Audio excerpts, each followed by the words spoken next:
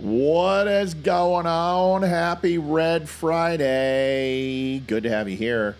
We've got Yenny to our left. We've got Ash below at my feet, like every good woman should be. Oh my gosh, are you serious? Yeah, I said it. Except for present company excluded. Come on now. We got a good show tonight. We got a Bakersfield firefighter who we happen to be related to. We're going to be covering some stuff on that. News did an exclusive, and we're going to bring it to you. Trust me, it's a tearjerker. So just get ready. Get the waterworks. It's going to be worse than an episode of This Is Us. We're going to talk about DOGE, or DOGE, bringing a wrecking ball to Washington, D.C. Holy shit, they are just clowning everybody. Got some other stuff to talk about. We're going to talk about ice leaks in Denver, Colorado. Someone's not happy. Media released something. Some people might be going to jail. Warren Comanche in chief, Elizabeth Warren, finally gets to smoke the peace pipe, and I'm going to tear her teepee down and huff and puff and help her chase the white buffalo as we expose her. Just don't want anyone to forget what a douche plow she is. And then Pete Hegseth Cometh. Pete decides to go ahead and tell the Pentagon, you've got 1 year to pass an audit. You know, the one you haven't passed 9 years in a row. Accountability's coming. We got 3 seconds. Happy Red Friday. Let's rock and roll. Good show tonight.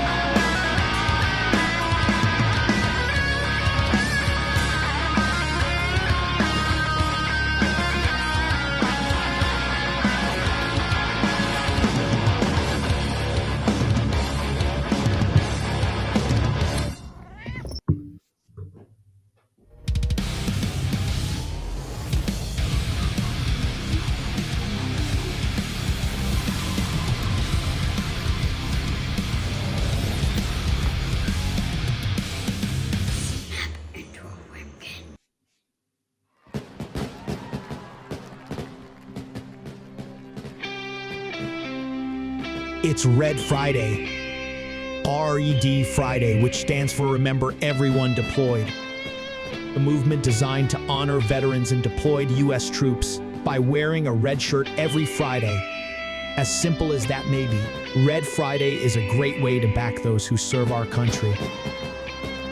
Go to dumbshow.com and search for Red Friday to get your red on. Real important message here. If you haven't checked it out yet, you absolutely have to. There is this podcast that I'm sure some of you have seen me on. It's phenomenal. It's called The Dumb Show or The Don't Unfriend Me Show. You can find them on all social media at The Dumb Show or visit thedumbshow.com. Listen to their podcast. Absolutely perfect with host Matthew Spear. Adjusting transmitter output. This is the Don't Unfriend Me Show with your hosts, Matt, Leroy, Amy, and Olivia. Geopolitics, military analysis, and election coverage. Coming to you live on all major social media channels at The Dumb Show. Honest, direct, unfiltered. We can agree, we can disagree. Just don't unfriend me. You might be saying, Matt, what a dirty floor. Your floor is dirty. It's the damn dog's eaten a bone and has devoured the damn thing. They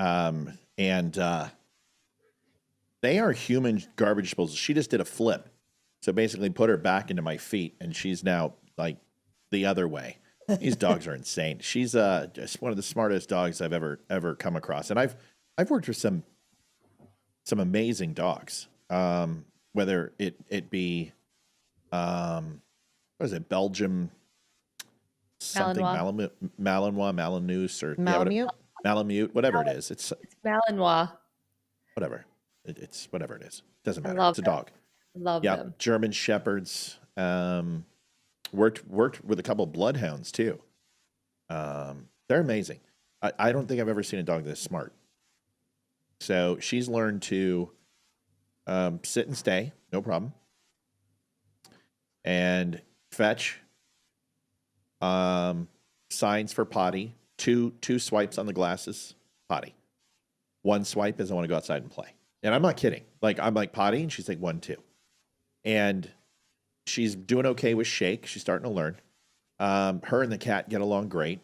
She's well behaved. She self-regulates. She sleeps through the night. Good dog. Yenny had to put her in her place today, though. Yenny had to swat her in the face a couple times and said, "Hey, yeah, no, without claws, just with paws," and said, because the dog started throwing hands, so the dog started doing this, and Yenny's like, "No, that's when you've crossed the line. You start throwing hands," and she just went up, whacked right upside the head, and dog's like, and took off, but she didn't use claws.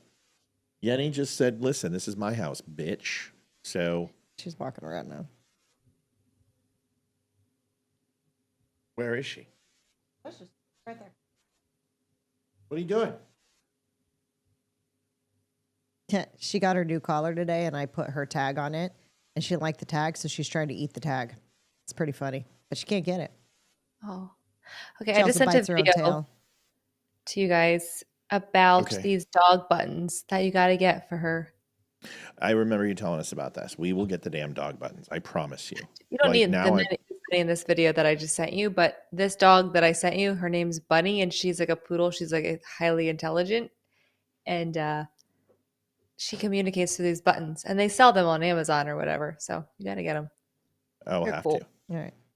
John Ross is 36 today. Happy birthday, John Ross. John Ross, happy birthday, my friend. I am trying to find this thing. Hold on. Goals. Shit. Likes. There it is. Okay. Well, we got a show tonight. Some interesting stuff. We'll kind of get started right away. John, is it say John Ross? Mm-hmm. John Ross. John Ross. Where's that name from? John Ross. Bob Ross, maybe? Are you thinking of? No, I don't know. I know Lance Ross, a good friend of mine. I don't know. He sometimes comes on the show. Annie wants to know what breed. She's a husky Australian Shepherd mix. She's a husky. Let's just be honest. She's a husky. There's very little. The brain power in the Australian Shepherd is about all she got from the Shepherd. She is what? Hello, hi Yen. She's 100%. She's 100% just husky and beautiful. She doesn't have the blue eyes, so she's got the Shepherd when it comes to her eyes and stuff. But her ears are going to be straight up. She's got that wolf look. She looks like a wolf. She's a beautiful dog. She's going to be gorgeous. If I don't throw her off a cliff, because she likes to take up all my space. And we're struggling to get her to understand that there's boundaries. Constitution of the United States of America, folks, is something we follow along all the time. Exclusive to the Don't Unfriend Me show. Gold inlay, full leather, 144 pages. It's got all the framers' biographies. It's got all the amendments. It's got the full Constitution in it. People use this quite a bit in the show. And when we're going through the Constitution, when we often do, we'll say, hey, turn this page. Don't let the dressing up fool you between all three of us. We are very classy people. We don't understand why people wear suits and shit on these shows and business suits and dresses. And We'd rather be comfortable in sweatpants and sweatshirts and T-shirts, and here we are. You'll see us dressed up about as much as we're ever going to be, which is going to be in March, as we go and get a professional photo shoot done of all the hosts, which should be fun. We'll do that in March. Excited. Thank you very much. Last but not least. Just need to lose some weight. Whatever. thedumbshow.com/donate. We are exclusively funded by you. We do a goal of $300 a night. The reason why we do that is because it's not an exuberant amount to wreck anybody. We're not trying to be greedy. We're trying to cover the gap that Facebook, when they removed all of our funding, when they decided to go ahead and censor all conservative channels and just lumped us in with it, even though we really didn't dive into any of the things that got other channels, and you're gone. The cat.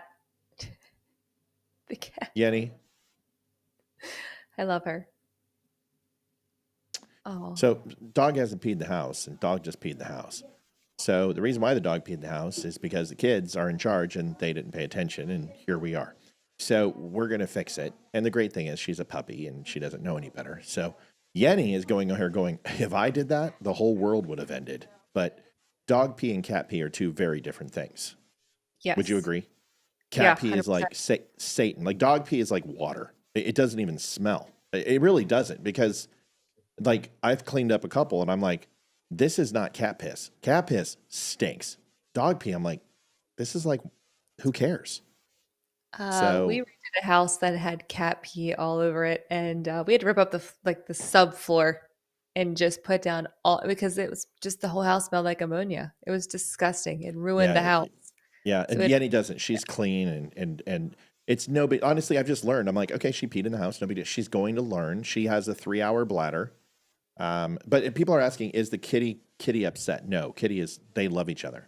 They've started touching noses, and she barks once in a while at my cat. My cat just swats her, but they get along. It's okay. Dog pee doesn't smell.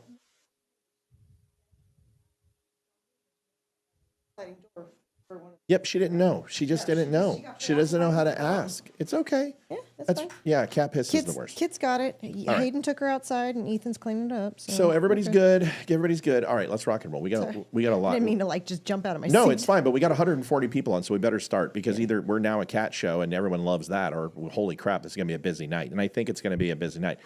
You're right. Cat pee is the worst. Dog pee is nothing. When you pick it up at the toilet with a paper towel, it's like pale yellow. It's not even yellow. It's like white with a little tinge, and it doesn't smell. Because I was like, a couple times, I'm like, did I drop an ice cube on the floor or something? And so, you have to do the sniff test. I'm like, I can't even smell. Yeah, cat pee, it's like disgusting. I can't stand it. But dogs are fine. She doesn't poop on the floor. She just pees. She's got a very small bladder, and we'll take care of it. All right, let's rock and roll. Amy, everything okay? My girlfriend, the girl that I asked you guys to pray for the other day, her daughter is still in the hospital, by the way, and now her family is just going through a lot. Her father's now in the hospital in ICU. It's just been she just texted me, so I was just getting an update. I feel so bad for her. So please keep praying for my girlfriend, her family, Absolutely. and they're just really in it right now. So. Angel says, if you get puppy pads, first of all, I hope your friend's okay. We're going to continue to obviously pray, and everyone, is going to contribute. Please keep us informed. We know there's several people going through it right now, and it sucks and it's hard. And as we get older, this becomes more frequent, but it's sad because she's so young, I mean, that's insane. Yeah. Puppy pads, I don't have the money to put puppy pads all over my house. That would cost me about $1,000 a day. I don't. There's no way. So and I heard they all the dogs in to pee on them. I don't know, but I heard that they will attract them to. She doesn't need it. She doesn't need it. She had an accident. She's a puppy. She got up and was sleeping at my feet and realized I got to go pee, and got up there. I just couldn't hold it. But yeah, I can't put puppy pads in 5,000 square foot house. I just can't do it. So we have wooden floors and linoleum floors. We don't have a carpet except for upstairs. She doesn't go upstairs, so she'll let her pee. Who gives a shit? We'll fix it. We'll clean it. And she'll learn. And she's had 2 accidents in 3 days. So anyway, the cats are fine. The cats are amazing. And the cat loves her. but the cat is definitely setting her boundaries. All right, let's rock and roll. We got too much to do. We are freaking, we're hopping tonight. A lot of people on. You guys know that my nephew, his name is R3, and someone who I in no way, shape, or form had anything to do with his upbringing. His mom, Megan, and his father, Randy Sr., who took over for Randy Sr., my uncle, when he died some years back. Randy Jr., who I grew up with, my cousin, became Randy Sr., and then obviously his son became Randy Jr., and thank God he didn't have a daughter, because Randy would be a weird name for a girl. Maybe that'd be cute, actually, for a girl. Whatever. I was just trying to make a joke. It wasn't funny. I apologize. I'll do better. I'll try better. But anyway, he is a great human being, and I take no credit for his quality. But I'll tell you what, he's just a good kid, and we've just, something I don't do is develop relationships with family very well, minus the Raymonds, and for some reason, this kid reaches out to me, and I'm going to let him, because he's a good guy, and he's just he's somebody I want to see succeed and live a long life and watch me go into the ground. And he was recently diagnosed with a second bout of testicular cancer. And you want to talk about a kid who is good looking, smart, and loses a testicle. How hard is that? And he makes fun of it. He makes a joke, and he constantly laughs at it, and they have nicknames for it. And he's just always had a great sense of humor. So he's going under chemotherapy, and the local news channel did a piece on it. And I want to share it with you, because we do news, and this story is similarly played out all over America. With people who are fighting this horrible disease, and friends, family, and everybody else. And there he is. And the funny thing is I cannot believe how much he looks like my dad. And my father was a captain of the fire department and in Ventura County Station 13. And I remember him in his gear, and he's got the same pedo mustache as my father did. Does he look more like your dad than he does his grandfather? His grandfather would be Randy Sr. Yeah, Randy looks a lot like Megan and little Randy. Little Randy never really looked like Randy Sr. Randy Sr. had a lot of grandpa in him. His grandpa Raymond. Mm-hmm. And they got a lot of Sherry. Randy's got a lot of Sherry in him. So does Joe. Joe has a lot of Uncle Randy in him. The other person we don't even need to talk about, who's not in the family anymore. And so I would say Sam looks a lot like Uncle Randy. Yeah. And R3 looks a lot like Megan and Aunt Sherry. Yeah. He's got Randy's blood in him. There's no doubt. He's a Raymond. But yeah, I probably look more like Uncle Randy, surprisingly enough. Yeah. I can see that. I get that just my size alone. So it doesn't matter. But anyway, I want to share this with you. And here is the video. And I'm gonna do some reading first, and then I'm gonna show you the video. So it says, Bakersfield, California, Randy Raymond was living out his dream. I love it. I wake up. I love going to work, said Raymond. I get to work around my friends every single day. But in 2023, the 22-year-old began what may be the toughest battle he's had yet. It was cancer. I had a lot of pain in my groin area, said Raymond. My beautiful girlfriend decided to tell me that you need to go to urgent care. They said, something's not right. We're going to send you to get an ultrasound. She told me straight to my face that we have to cut the testicle off. It's cancer. Young firefighter thought he was in the clear, but then came time for the yearly checkup. A year later, it had spread to his lymph nodes in my abdomen and then in my neck, said Raymond. The official diagnosis was stage 3 non-sonoma testicular cancer. Now Raymond is undergoing his first round of chemotherapy. Despite that, he remains in high spirits, especially with good news from his doctor. His confidence was really what made me also be confident. He has a 90% chance of survival based upon his age, his strength. He's an incredible athlete, football player, swimmer, everything else. And he's got a very, very strong probability of survival and to live a great life. Just some funny stuff, said Raymond, like because I only have one testicle now, if we're playing pickleball and there's two balls, they'll get rid of one and they'll go, here you go, now you feel more comfortable. But I think it's just the little jabs and jokes that just brings my spirit up and doesn't make me feel like an outcast. I love every second of it. That plus ways to pass the time during his Monday through Friday 6-hour daily treatment helps make it go a little faster. I bring my computer, I do my homework, I'll catch up on some news, said Raymond. I built a little game system out of a Milwaukee pack-out box that has an Xbox in it. Got a photo of this, and he whipped this up to be able to sit down and play his games and such. Let's see if I can find this. This was, this is just the... Sorry, Liv, I'm going to go right over your head here. It's okay. Let's put her in the back, hon. Yeah. She's just going to bother you. You know that. See if I can find this here. I'll just go to the video screen. It'll be easier. So this is the pack-out box.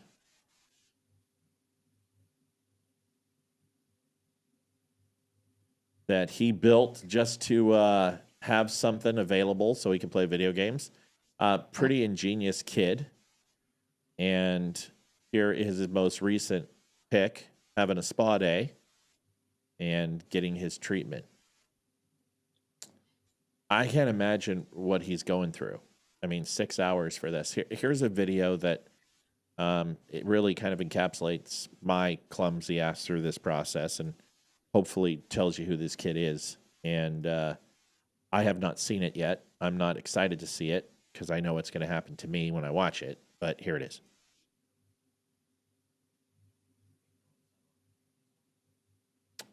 I can't even get the sound right, Liv. All right, here we go. We first told you yesterday here on Sunrise. A Kern County firefighter who is battling cancer was greeted by a special convoy as he began his first round of chemotherapy. 17's Justin White introduces you to that firefighter who, unfortunately, has been in this fight before. 22-year-old Randy Raymond was living out his dream. I love it. I wake up, I love going to work. I get to work around my friends every day. But in December 2023, he began what may be the toughest battle he's had yet. It wasn't a raging inferno. It was cancer. I had a lot of pain in my groin area. My beautiful girlfriend decided to tell me that you need to go to urgent care. And they said, something's not right. We're going to say you get an ultrasound. She told me straight to my...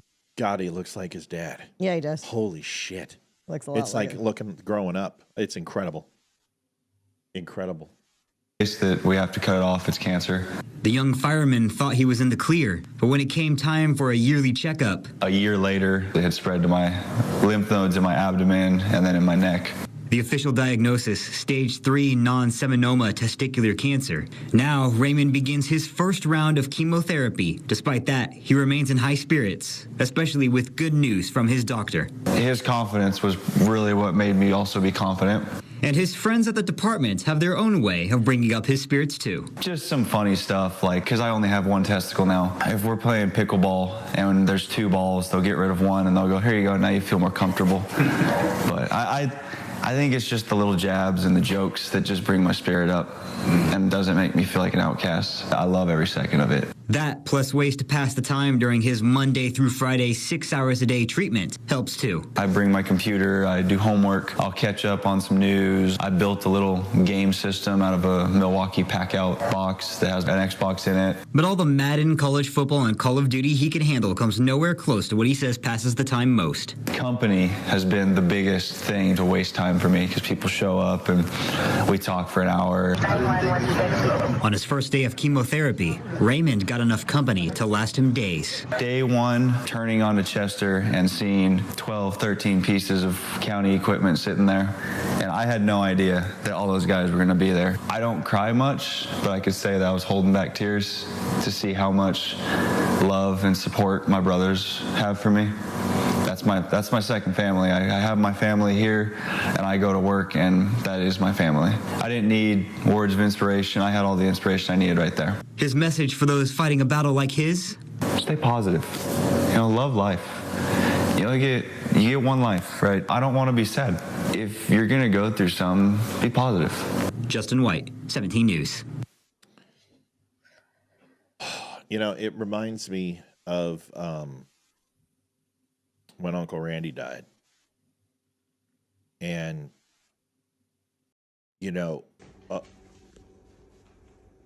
what's that? Maybe the cat? I don't know. Oh.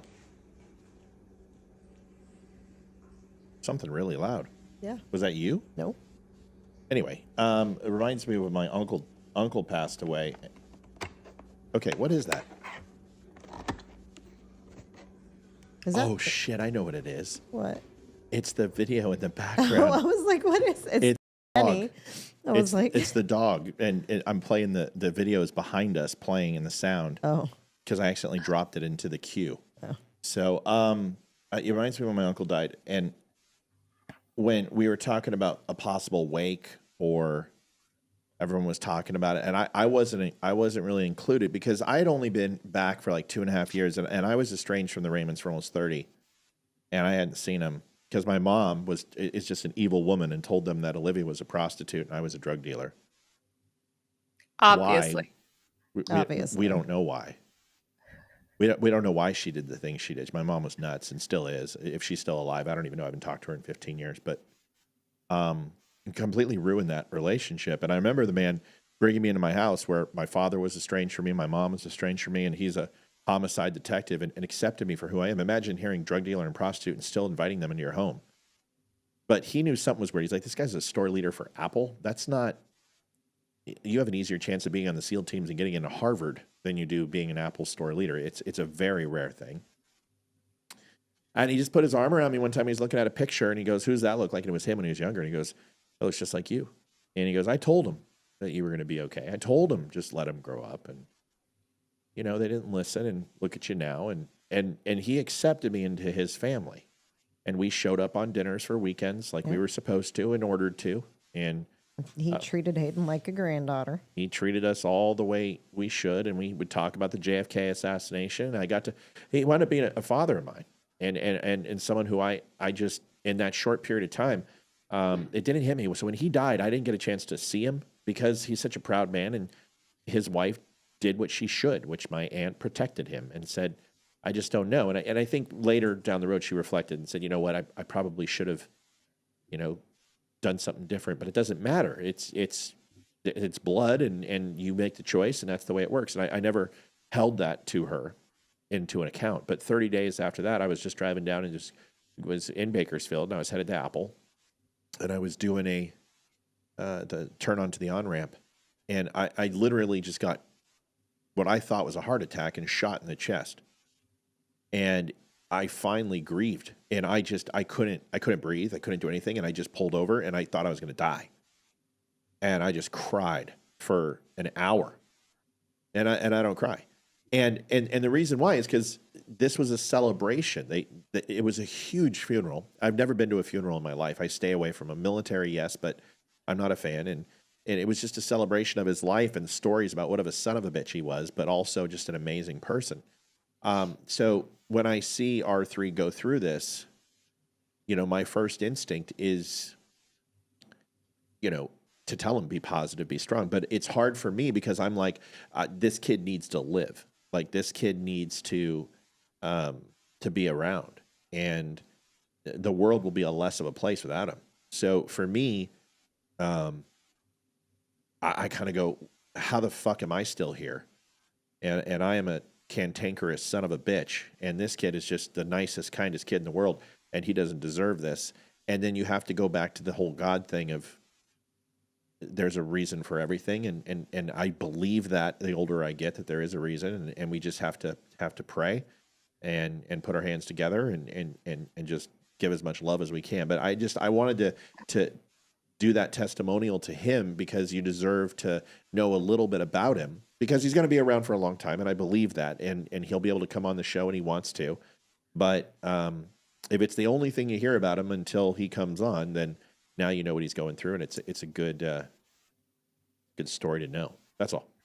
So Can I chime in about him? sure, First of all, sure. that was great to see that. First of all, I have actually taken care of someone who has gone through testicular cancer, so I have a little bit of knowledge about this. And I will say, it's first of all, it is, if it's not the hardest, it's one of the most rigorous chemo regimens that they have. You go like 3 weeks on, 5 days a week for like 6 to 8 hours a day, and then you get off like a few days. There's no other cancer treatment that's this rigorous. You get several different types of chemo. One of them is like straight like silver, so it's like a heavy metal basically. So he should do a heavy metal detox after he is done and cleared by his doctors. Um, but it is one of the most treatable cancers. It is the hardest chemo from what I remember. Um, it's tough, but he's young, he's tough, he's a fighter, obviously, and Yeah. yeah, just ask him what he needs. Love to send his treatment center whatever they need. If they need more blankets, I mean, we did a whole drive back years ago for our infusion center locally here, and gave them like a bunch of nice blankets and just things like mittens, things that help because people get really cold during chemo. So, just different things to do. It's pretty boring for most of those people, but you make a lot of friends there because you have nowhere else to go, I guess. I Yeah. made a lot of lifelong friends there. Actually, some of them have passed, obviously, but really good. Still talk to their family and whatnot. So it was, Why is it the most rigorous? Because it's one of the hardest parts to reach without frying true. sensitive organs and blood vessels and everything else. So they probably have to hit it really freaking hard, because I don't think you can do spot radiation on I'm that not sure area, about can you? radiation. Yeah, I'm not sure. I mean, I'm not a doctor, but like I said, I took care of someone who went through the treatment, and it was every day. Drive them to chemo. It was like 7 a.m. because of traffic here, so to get there by 8, and then we were there till usually about 7 or 8 at night. The infusions took a long time. You would get, I think, 2 different types of chemo in a day, and if depending on your immune system, he's young and healthy. I don't think he'll become neutropenic, but yeah, it's like 5 days on. You get the weekends off. You get the little thing in your arm to help you with your, I don't know what it's called. It's like what is it called? He said what it was. Yeah. I So have it right here. yeah, you get that in your arm to help you over the weekend until you go back on the Monday to get more chemo. It's very, very rigorous. I think it is the most, if there is another one, I don't know, but for some reason, yeah, testicular cancer has the most rigorous, but it is the most survivable cancer that there is, from my understanding. His port is what it's called. No, It's a that's port. something different. That goes here. There's something that they give you. Maybe they don't do it Oh, anymore. It's to help basically boost your white blood cell count, I believe, like 24 hours after your last chemo. I don't know. They put it in your arm. I don't. I don't know. I just saw this, and this yeah, I don't like this, Chuck. Yeah, that's So, awful. you know, I'll be honest with you, man. This job fucking kills me, man. It's like, because doing this sometimes, it's so fucking hard when you don't know people personally, but you get attached to them, because this isn't the first, person who's been sick on my show, and we've certainly lost several people. One of the worst calls I ever got was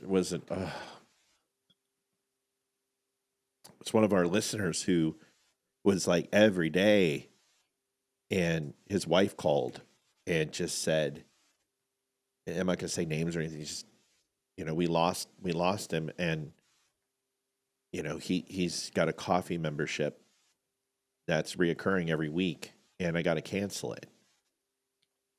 So I just send her a year of coffee and just pay for it, and didn't cancel it. And just, it's hard, because you don't get to see those people, and you don't get to, put your arms around them and say it's okay, and you build relationships. And that's the thing, is that the people here, even though I can be a dick sometimes, it doesn't mean I don't love them, and it doesn't mean I wouldn't take a baseball bat to them, people who try to hurt them. So, I'm not trying to be down here, but I don't like hearing that people aren't feeling well and they're sick, and it's just shit. It's just getting old sucks. And the older I get, the more frequent this seems to happen. So sorry to be a downer tonight. Geez, Liv, do you have something positive to say? Thank you. That's great. Thanks. Love Red Fridays. Thank you, Bobby. Thank you, Bobby. Nice. We appreciate you. I don't want people to suffer, and I don't want them to be sick, and I don't like cancer, and I don't, but this is mortality, and this is something we all need to cope with. And I've been very fortunate that I haven't lost a lot of people in my life, outside of military friends and family. And that's a different type of hurt.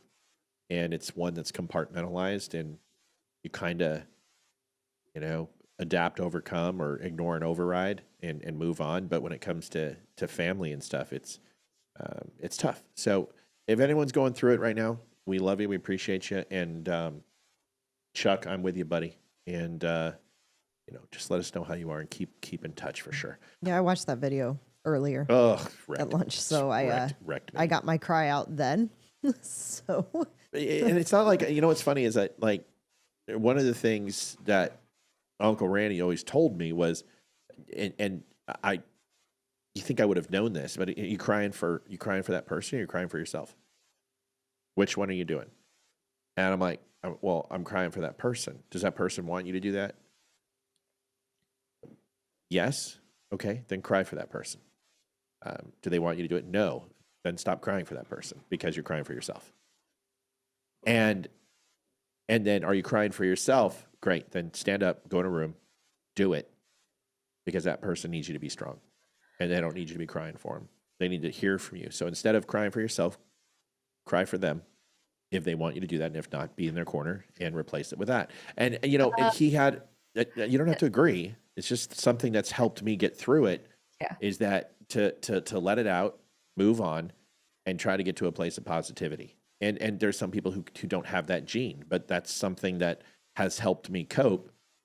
Because I'll be honest with you, I would just continue to sit around and just cry all day and wallow in my own self-pity when someone possibly could need me. Go ahead, Amy.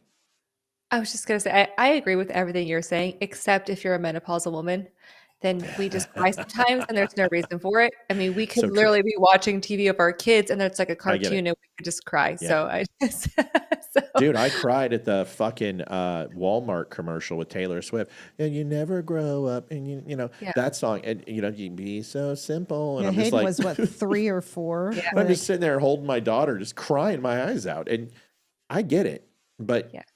it's just he's a man, and was a man, and taught men how to be men. And if you look at Joe, and you look at R3, and you look at Randy, and Sam, they're men. And what's funny is the women are men, because Megan is a woman, but tough as a man. So's Holly, so's Emma, so's Aunt Sherry. Aunt Sherry's tough as nails. Wouldn't fucking cross that woman if you paid me $100. Anyway, I don't mean to make the show about that. I don't have a family.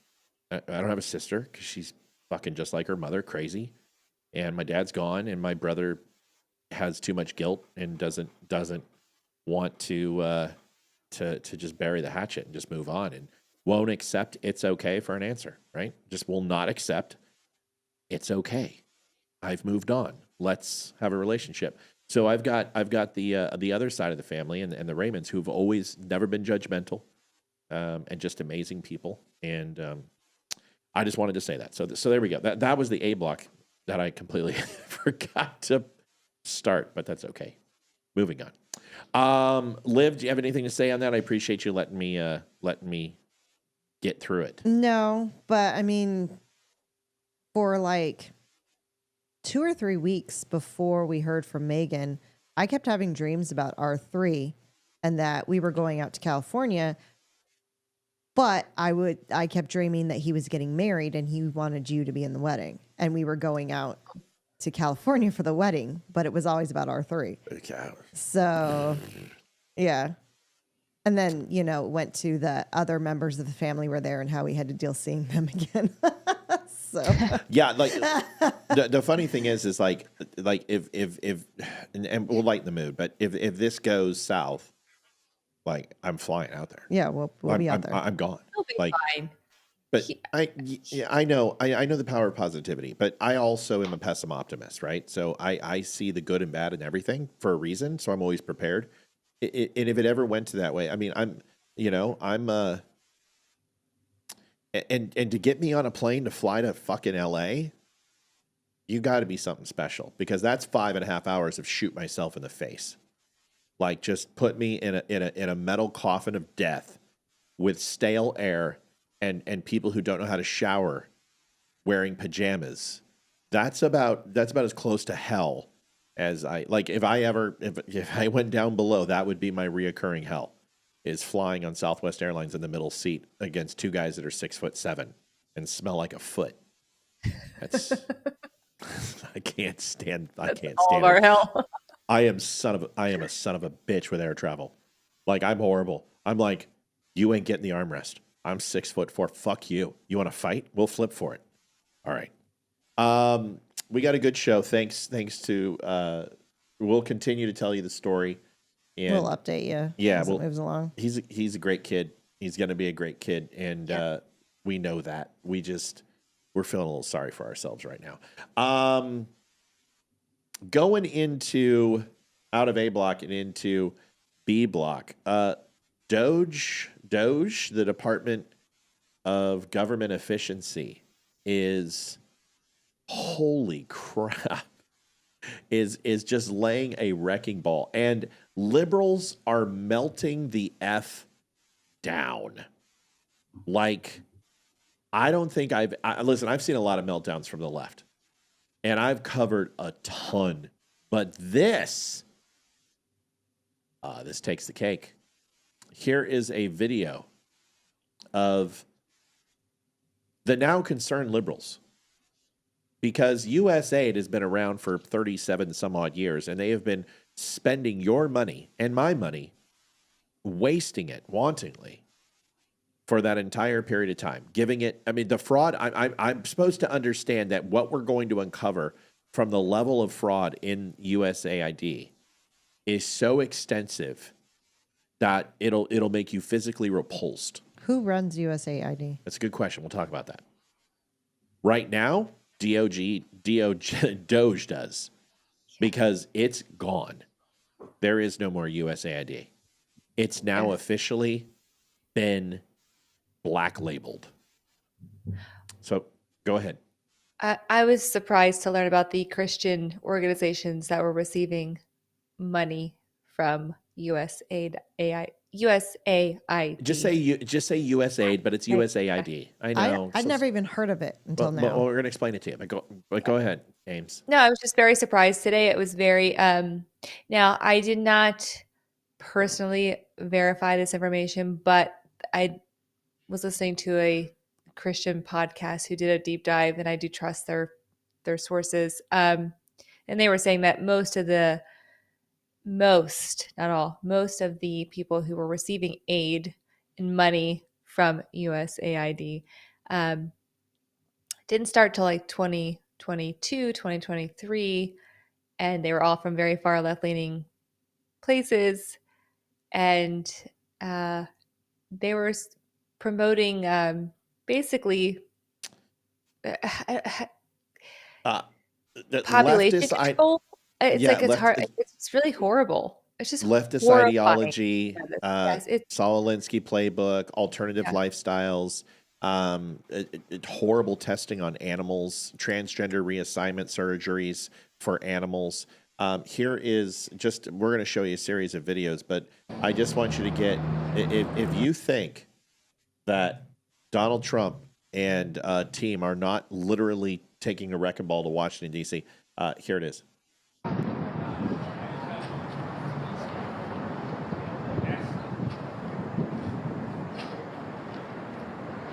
Love it.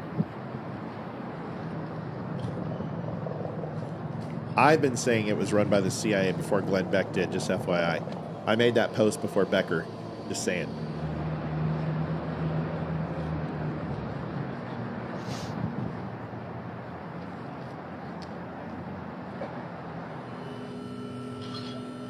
I'm not trying to brag with Beck, but I'm absolutely 100%.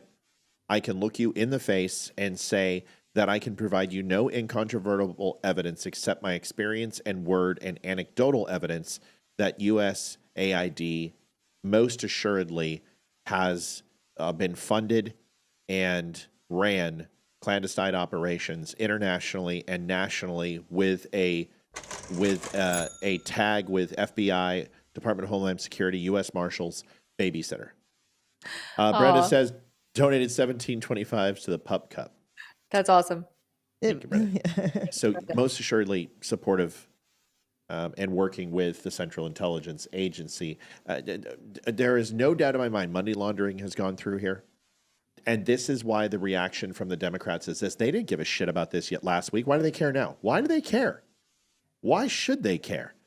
Why do they want involved? This isn't their job. Their job isn't to go in and do this. And I want you to look at this poor security guard here who is literally, I have zero fucks to give. This guy is my soul animal. I don't know his name, but God love him. Put him in charge of the Secret Service. Here he is. Do they know that we are here? Max, ask the question again. That's the important. Were you told, are you making this decision to stand in front of this door on your own behalf, on behalf of the Department of Education, or were you told to come out here and block members of Congress from going to the desk? I'm doing my job. So everybody's what is that? We're doing our jobs. We're trying to save you. So, of course, you got Max saying, yeah, go ahead, yeah, put them in the bath in there. And this is the Department of Education. And this is the next step is Donald Trump wants to completely absolve the DOE because they're a fucking failure. That is 40th out of all 40 nations that are actually ranked. We're dead last. The only thing we're first in is what we charge per pupil. And now all these senators and congressmen are showing up. Why didn't they show up since this has failed since the Carter administration? Explain this to me. Why didn't they show up then? So here's the video. Watch this guy. This guy's so great. It's a non-responsive. Show them your ID.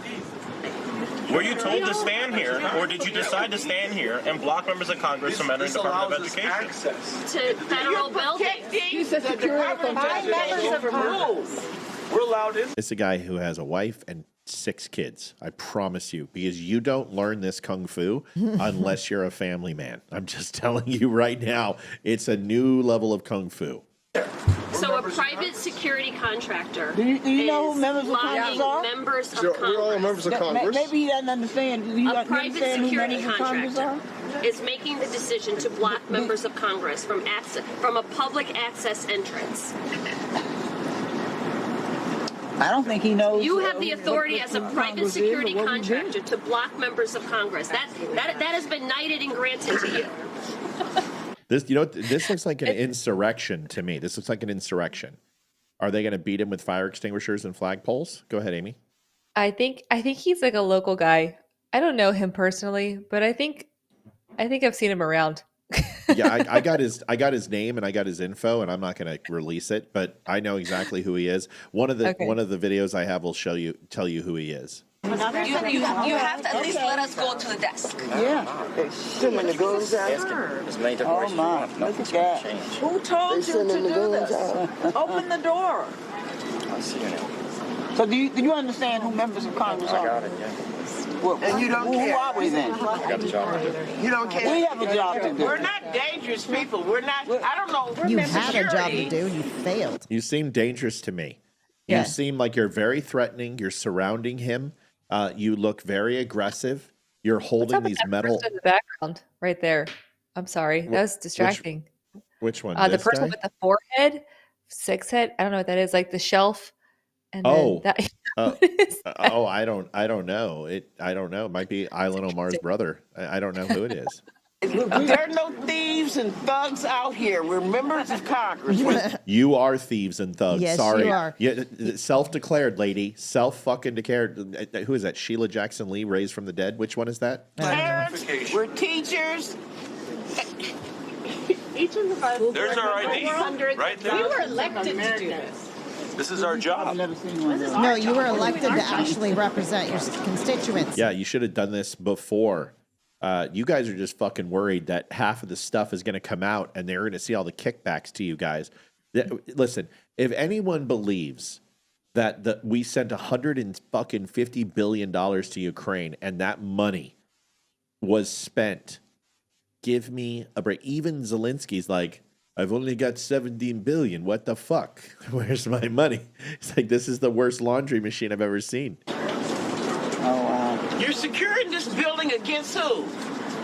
Members of Congress. Who is the Congress? Who are you protecting? Against members of the People's So House. this is the beginning of full transparency of this administration. That's right. The administration that talked about they're going to open the doors to all of these things and show.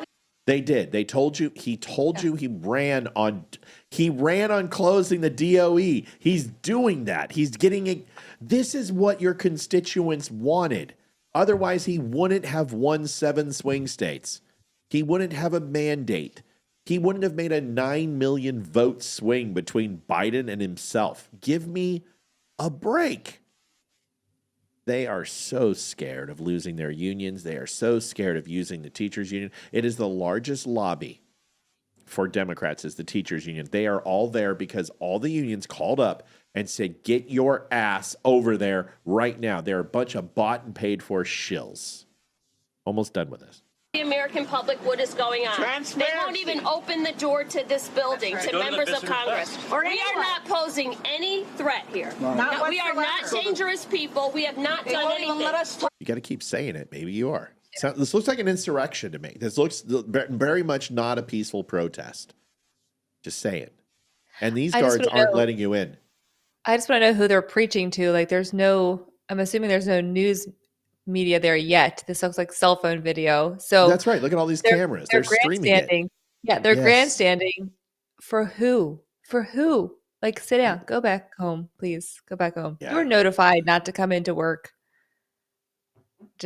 They were notified not to go in today. They were told not to go in.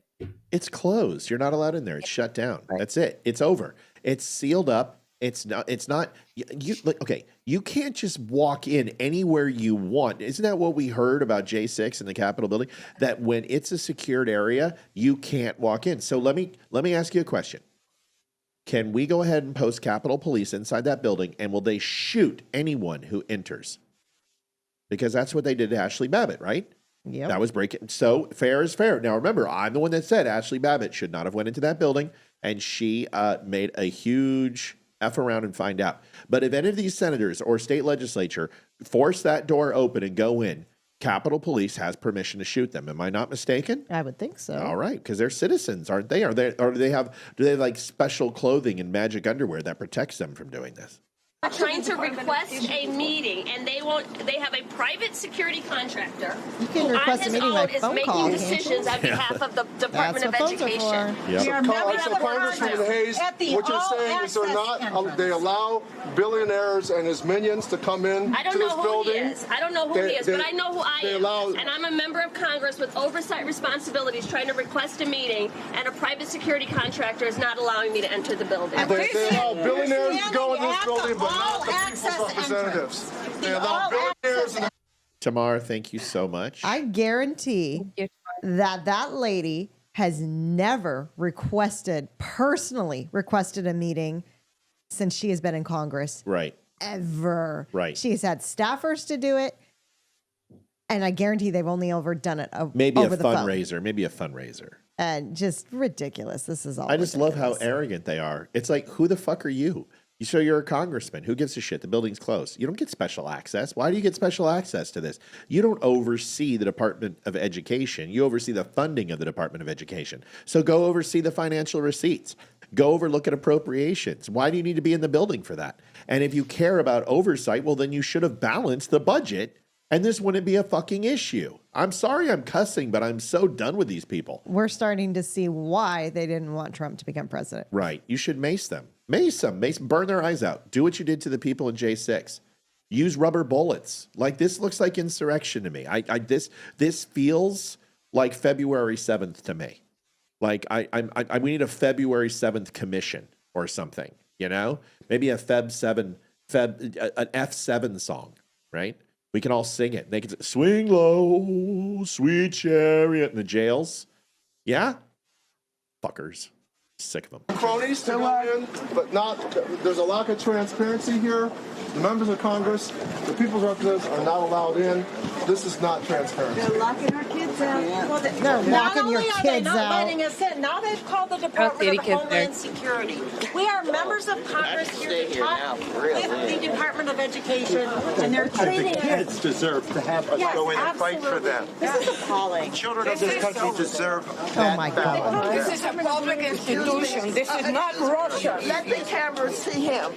This is not Russia. Yes, it is. You said he was bought by Russia. Come on. The cameras see him. This man here. Contractor. We are members of Congress. Come in. They're blocking I want you to us. see this man here, who is a federal. God, this fucking lady is so hideously ugly. The worst. I love how they're trying to say our children of America are going to suffer. Yeah. They're all at school today. They were all at school. There were no schools closed because of this. They didn't close down Not schools. passing tests. Not passing they, tests. they didn't close down schools for this. Marvin Hagler. They are so fake. Marvin Hagler in a dress. She looks like literally Bill Cosby in a dress. Who is a federal employee, he told us. No, he's not. Are you a federal employee? No. Huh? Yes. No, he said he's a federal employee. We pay him. We raise money to make sure that we have a Department of Education. Everybody that's hired at the Department of Education are here because we pay for them to be here. He's standing here today, blocking the door, and he can't give us a good reason why he's blocking this door. Because he's been told to do that, you stupid fucking hag. They see right here. All I think he has 6 kids. I think he has, Hold on. Go ahead. I don't think he has 6 children. I think he has at least like 2 or 3 teenage daughters. He can't lose any more hair. He's already lady. He's already been emasculated by a woman for most of his life. He's done. He doesn't got anything left, right? He's got less testicles than my nephew. I mean, it's bad. He's done. He doesn't fucking care. You could do anything you wanted, and he's not moving. He's just not going to move. He does not care. I love this guy. I love that he's private security, but he's also probably a taxpayer, so he should just turn around and go, but I'm paying you to do your job. That's right. That's right. Go I love home. how he has a Dillard's collared shirt on. Like this guy doesn't have time to go. Honey, just pick me up 5 shirts from Dillard's. He's just like, No, he's I want to go forced. home. No wife would buy that for their husband. Want to go home, smash a few beers, right? Watch the Super Bowl this weekend, but I've got to be out with these fucking people. I think Maxine Waters might have a couple extra testicles to donate. She is, dude. She is the ugliest. Like if you could take shit and mold it into a human face and then put a wig on it, you still would have an improvement over Maxine Waters. I mean, talk about rode hard and put away wet. I've seen street prostitutes who are dead of overdoses who look better than she does. 3 days. Also, can I comment again, just really quickly? I'm not the one who usually comments on people's looks. I mean, I have probably 5 times. You should. But what is up with everyone in this crowd? Like, do they have one collective barber who cuts everyone's hair? Like, what the hell? Right. They all smell like patchouli and have Birkenstocks out when it's like 12 degrees. I mean, a half scarf around the head. It's just covering her ear. It's just very strange. So, it looks like she has a toothache from Little Rascals. She looks like Buckwheat from Little Rascals when he had his tooth extracted. You guys, oh no, that was Alfalfa who had that. See, that was racist. See, folks, we don't do racism on this show. We just go ahead and say whatever shit comes to our mind because we will not be censored. Everyone's tried to cancel our show because we don't do the politically correct stuff. It doesn't matter if you're white or black or anybody else. We will make fun of you when you're an idiot. But this guy's my hero. I love him. I think he should be in Taken 4. I think it would be awesome. Just have him in there. He looks like the guy from Hitman. It would be awesome. If you want to advocate on behalf of your children, you are not. Holy shit. What the fuck is that? The nay did it. I'm cooked. I'm done. I can't. She just did nay. Oh, God. Yeah. Oh, you're evil. Me too, Liv. You're so evil. I'm sorry. I read books all day to children about animals, and I do the animal sounds every time I see one. So I saw a horse. I had to do it. Or hee haw, hee haw. Oh, golly, I'm done. Oh my God. Flaublüken. Flaublüken. Hi, what's going on, everybody? Oh my God. Hey, you guys. Allowed to come into this building where you pay taxes. Parents who have children who are Listen, I gotta say, liberal women, you gotta get some lookers. I mean, all you got is AOC. That's it. That's all you got. And when she talks, she ruins it. But she take talks a look a lot. take a look at conservative women, man. I mean, Kristi Noem, Lauren Boebert. I mean, listen, I say a lot of things about Lauren Boebert, but holy shit. Levitt, our new press secretary, Ali Alibaba, whatever the hell her name is. Bondi? Pam Bondi? Holy shit, yeah. Pam Bondi's guilty.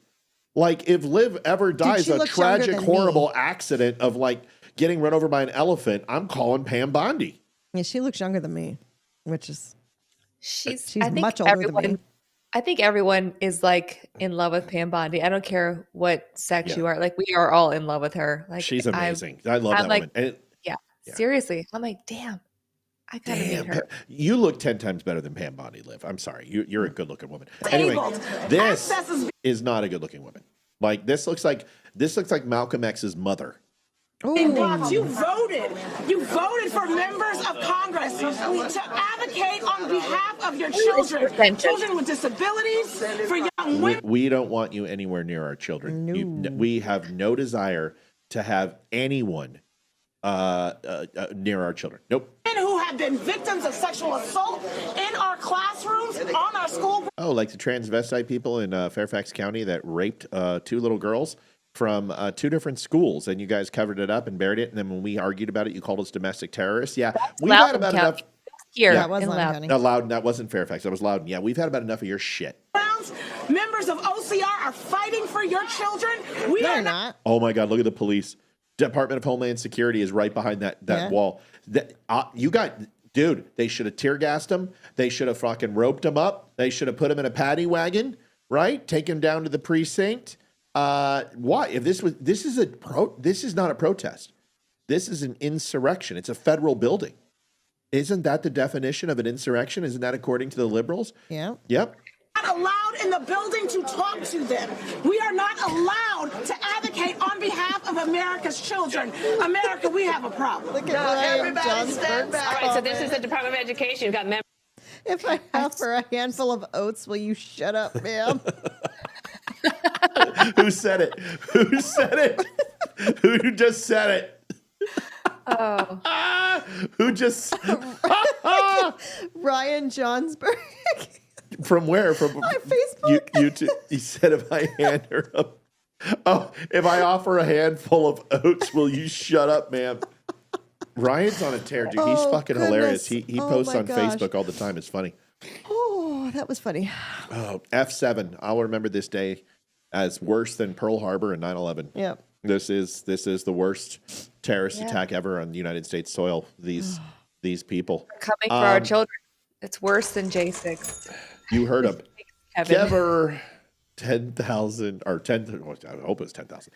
$10.80.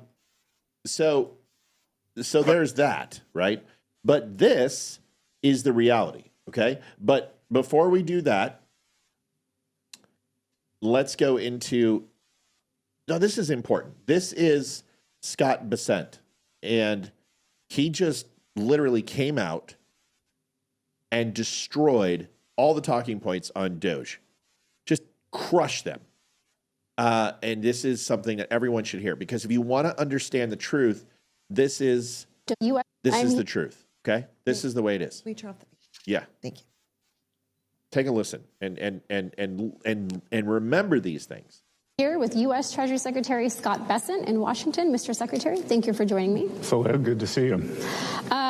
Mr. Secretary, we are inside the cash room at the Treasury Department. It is almost impossible to overstate how important the work that is done in this building is to the U.S. financial system.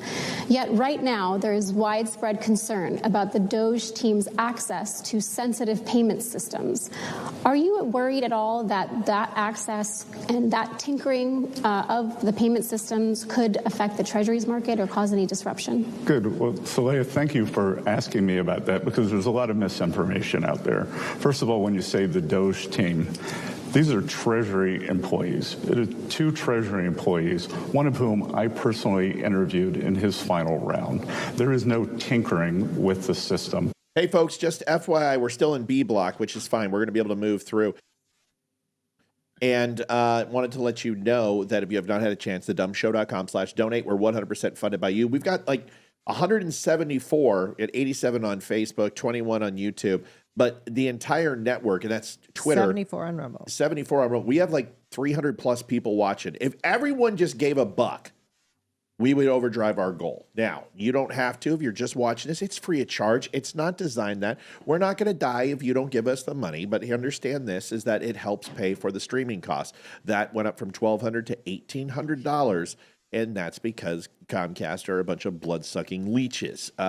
If you want to help us out, since Facebook demonetized us, that's how you can do it, thedumbshow.com/donate. Doesn't matter if it's $1, $5, $1,000, $5,000. People have given every single denomination you can think of. We just appreciate you. Thank you for it. And if you can't do that and money's tight, which we understand, give us a like, share, and a follow. Here we go with the rest of this. They are on read-only.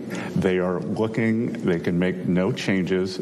It is an operational program to suggest improvement. So we make 1.3 billion payments a year. And this is 2 employees who are working with a group of long-standing employees.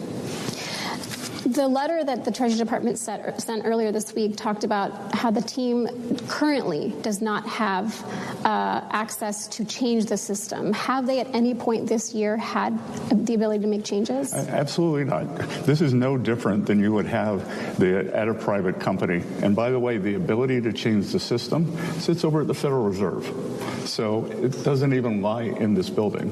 So they could make suggestions on how to change the system, but we don't even run the system. And if they ask for, if they request the ability to change the system, would you grant that? No, again, they have no ability to change the system. I have no ability to grant that change. Please listen to the words coming out of my mouth. I can't do it. Don't have the power. I need more warp speed, Captain. Read my lips. No more power. That they could make suggestions, then it would go to the Federal Reserve, and just like any large ERP system, there would be tests, there would be this, there would be that, and then the Fed will determine whether these changes are robust or not. As the Secretary of Treasury, you also oversee the IRS. Do you know what kind of access the team has to IRS data or individual taxpayer data? Well, I'm glad you asked that, too, because, look, the IRS, the privacy issue is one of the biggest issues. And over the past 4 years, we've seen a lot of leaks out of there. The IRS systems are quite poor. When I started in college in 1980, I learned to program in COBOL. I think there are 12 different systems at the IRS that still run on COBOL. But as of now, there is no engagement at the IRS. And if they request that access, would you sign off on that request? They haven't, so we'll take that when it comes to it. If my grandmother had balls, she would be my grandfather. It's a hypothetical. No. I think there is a lot to do there, but the president was elected with a big agenda, and to the extent that getting the IRS in better shape is part of that, sure. Because, look, with the IRS, what am I concerned about? I am concerned about collections. I'm concerned about privacy. And I'm concerned that the system is robust. But do you and customer service. But do you think that if they ask for access, that is something you would consider signing off on? There are a lot of things I'd consider, but look, we're in the middle of the tax filing season right now. We even, with the government buyouts that expire at midnight tonight, we have mandated that the IRS customer-facing employees, that they're not eligible for that until May 15th. So I don't imagine anything's going to go on at the IRS until then or beyond. Let me just put this so everyone understands what you just heard, because that's a lot of information. Democrats lying. That's it. There it is. Lies. These people are, two of them are federal employees. They have read-only access, and they're like, yeah, but with read-only access, they have the ability to take my data and go ahead and do what? Run a credit card scheme? Okay. Folks, the U.S. government doesn't need your permission to bend you over the table, okay?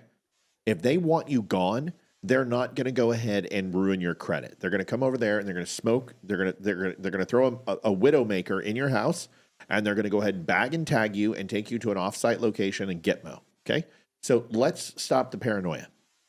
Elon Musk has no reason to get all of our social security numbers. The guy is the richest man on the planet. This is oversight. This is a private institution.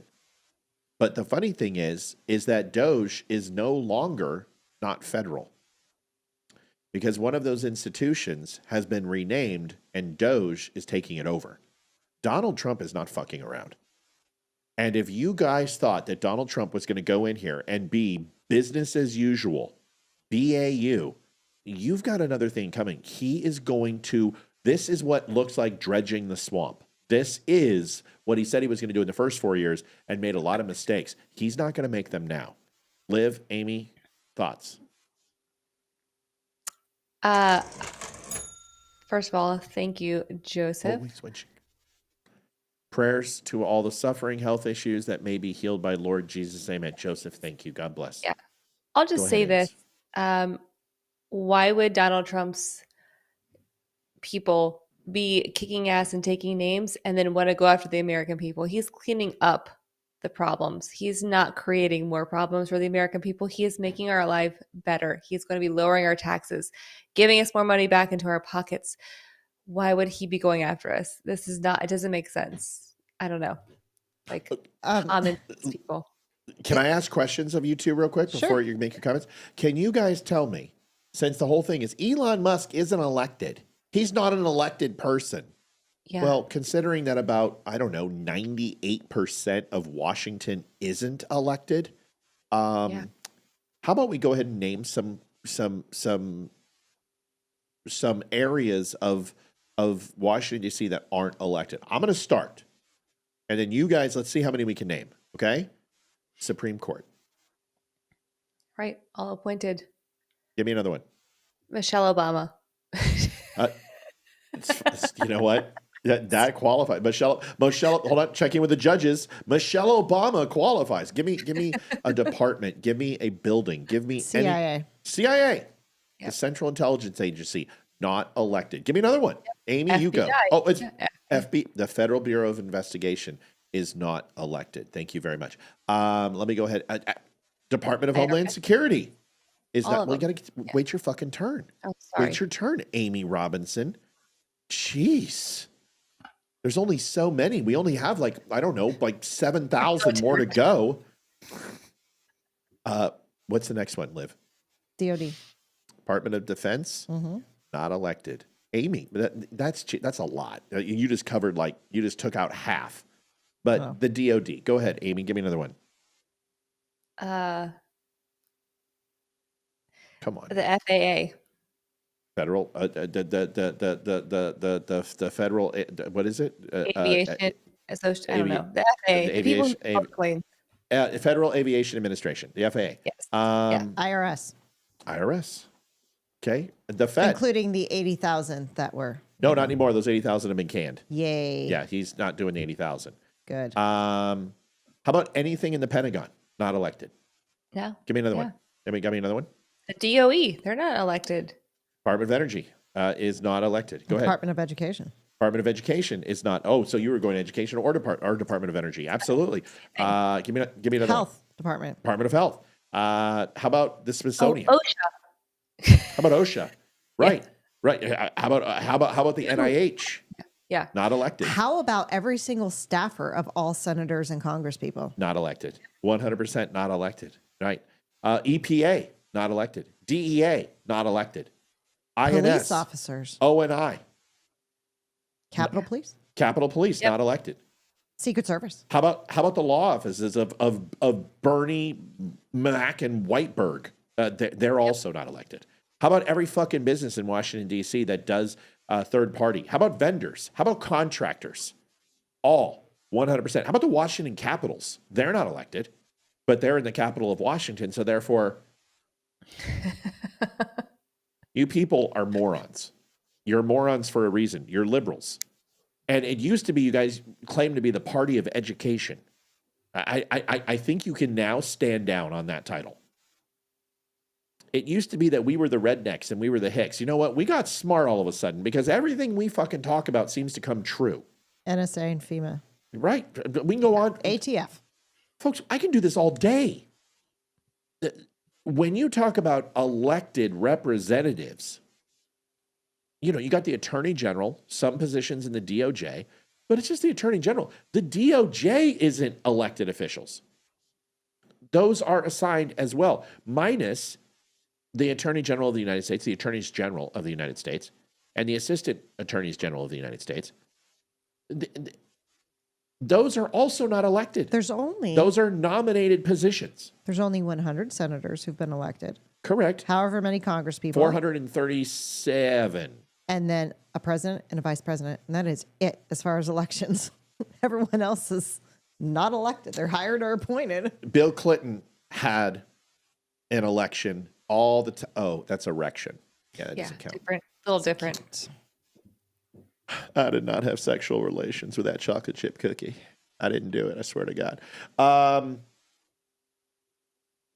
Here is Stephen Miller. I just did a search. The Democrat use of the term unelected. I just did a search for this, and it's kind of funny that Stephen, I swear I didn't see this. It's nice to know, but I just did a search on Twitter. $15. If hemorrhoids had a...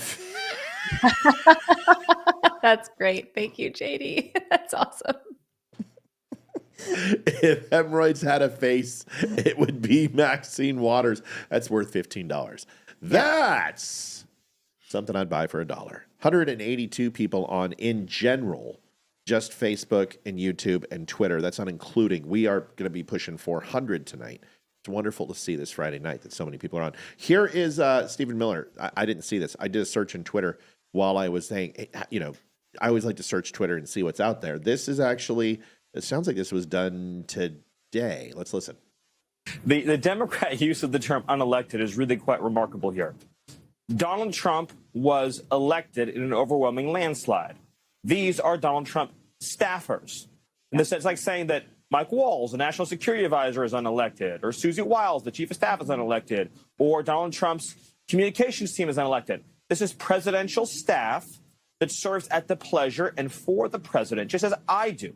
I am a staffer for the president of the United States. He is elected. He is the one the American people have chosen to implement his agenda. This is the agenda the American people voted for, that he is asking his staff, his subordinates, his employees to implement. The unelected power in this country is the rogue bureaucracy. USAID is unelected. The FBI that persecuted President Trump for 8 years is unelected. The CIA and those who have laundered intelligence to try to change the foreign policy of the United States are unelected. President Trump is restoring democracy by controlling the federal bureaucracy. There is one man in the country who is elected by the whole American people to implement an agenda they support. That is the president. Every other officer in this country, members of Congress and senators, are elected at the state or local level. Let me ask you. The Constitution puts one man in charge of the federal executive branch, and that's the president. I understood. I like Stephen Miller. He's a bulldog, and I love him, and he's awesome. Here is I like his band too. Oh, he's amazing. Midnight Toker. If you're gonna touch me, we're gonna have a problem. This is the intelligence level of these morons. Musk is a Nazi. Okay. All right. Obviously. You know what? We have that in common. So am I. I'm a Nazi. Liv's a Nazi. Amy's a Nazi. We're all Nazis. You know, my grandmother Schwartz, fuck her. The Nazis failed to catch her. If only they would have, and I would have been happy since I'm a Nazi. We're all Nazis here. Well, you don't know why we're a Nazi? Because we're not liberals. That makes you a Nazi. Yep. Everybody. It almost sounds like you're as educated as those deep Southern hicks who were in the Klan. Hey, man, what are you? Well, I'm from Mexico. Oh, so you're a Mexican, huh? Hey, look at that guy. He's a little dark. What are you? Well, my parents were from Africa. You're a Mexican. Hey, look at you. You look kind of funny and yellow. Where are you from? I'm South Korean. Oh, you're Mexican. You guys have one word for everything. Nazi. That's it. Nazi. You're a Nazi. So you're holding a sign that says Elon Musk is a Nazi. Can you explain to me why Elon Musk is a Nazi? I'm not here to answer questions. You're not here to answer questions? Is somebody paying you to hold this sign here? Yeah. Yeah, I'm sure they are. I'm sure they are. Deport illegal billionaire immigrants. So now you guys are for deportations, huh? I wouldn't touch me, bro. If you're going to touch me, we're going to have a problem. So I'm allowed to record on the street. So you want to deport Elon Musk for what reason? You want to deport him? So all of a sudden, the Democrats are anti-immigrant? You're as a citizen. So you want to deport Elon Musk for... Because he's I don't know, he's advocating for transparency. We want to go ahead and deport him.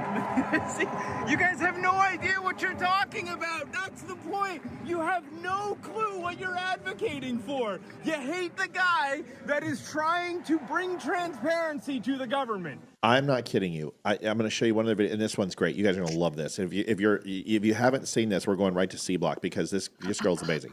But here's the thing.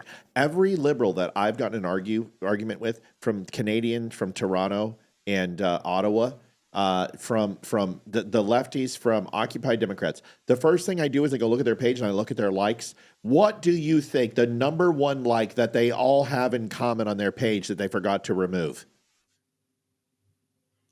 I don't know. Elon fucking Musk. That's right, because I love him. I used to love him. Every liberal who comes on and tries to troll me on Facebook, the first thing I do is go look at their likes, and its number one is always Elon Musk. They loved him. He was huge. He was perhaps the best ever. Come on. I remember. I'm so sick of these people. Go ahead, Ames, and then I got to load this video. I don't know Elon Musk as I've never met him. I've never had a conversation with him. I don't feel like I would get along with him very well at all, but I appreciate him as a businessman. I appreciate what he's helping Donald Trump with accomplishing all the things that they're doing right now. But I don't think I would actually like him very much in real life. Is it because he's from Africa? Racist? I'm racist, and he's an African American, and I just he's the richest black. He's the richest African on the planet. Yeah. So there is something that's DEI for you. Look at that. Yeah. No, I don't think I like him. I think he's a little too sissified for me. I don't know. He's got down. Not Down syndrome. He's got Asperger's. Whatever. I mean, God, you're so judgmental. Thank you, John. By the way, people with Asperger's are some of my favorite people. I love them. Asperger's is like. You just don't like Elon. You don't like Elon. Listen, I just don't think I would. I don't think I would like him. Maybe I would like to be proven wrong. I'd like to meet him. I'd love to have coffee with him. How about you stop fucking with our golden nets of safety here, where I had hopes that Elon Musk was going to ask you to marry him, and then we'd all fucking stop doing this show because we'd be billionaires. Can you please stop screwing up my retirement? I would take one for the team. I will marry him. I would have his child. We could do a four-way, and Leroy could catch. I'm down. Yeah. I'm down. Yes, and I have the immigrant. He's not immigrant. Jason's not an immigrant, but he's a minority. Jason could be the mopper. Like he could be there for cleanup. What? Okay, so but Elon likes the minorities. Jason's highly intelligent. So Jason's super smart. So I give Jason shit just because he doesn't get on camera, and he should. It'd be great. Kate's Unsafe Space. Go to this page. If you have not been to Kate's, KAIT Unsafe Space, this lady is a legend. She basically reminds me of like Meghan Trainor, all about the base, but smart and a conservative. She just has a skill set that is amazing. Listen to this. I'm going to show this to you, and then we're going to move on.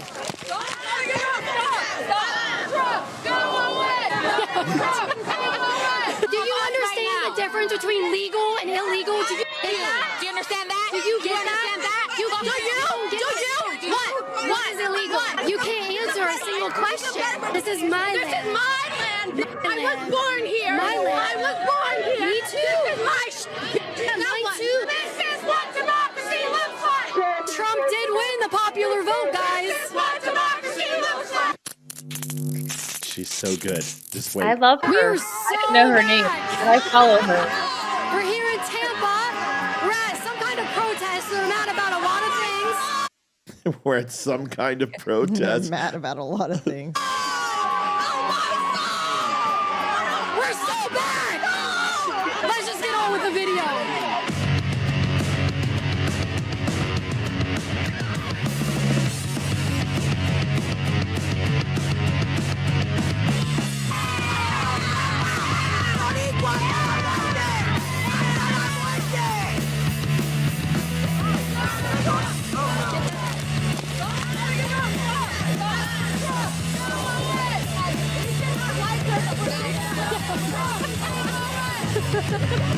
Okay, well, that's not a first. I do think that's rude. They're all about, hey, will not win.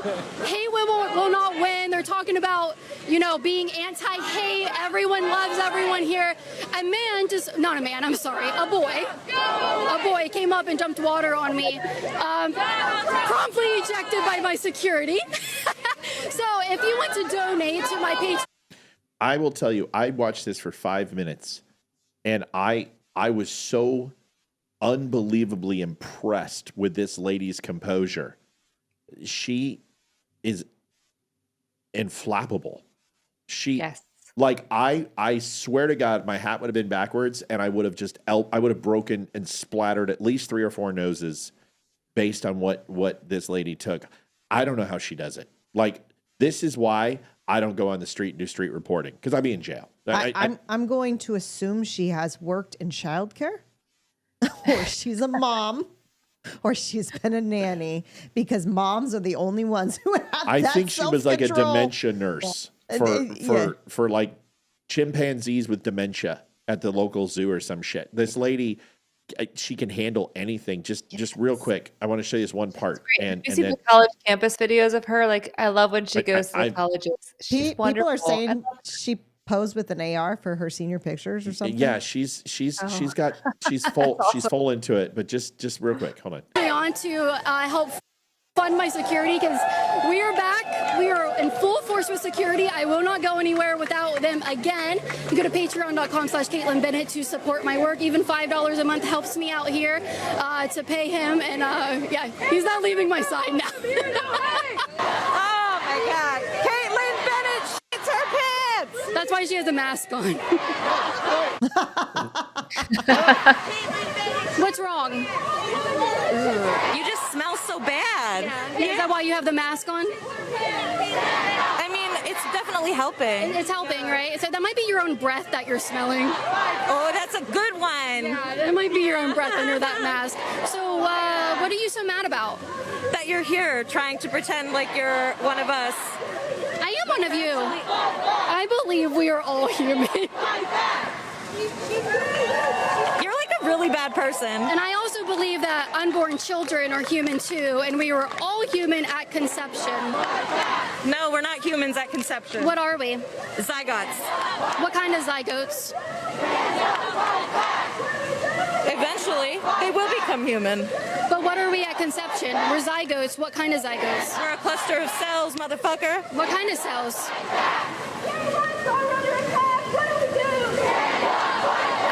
What kind of cells are we? You know, you're person. She reminds me of a female version of you who could just shut them down. I couldn't do what she does.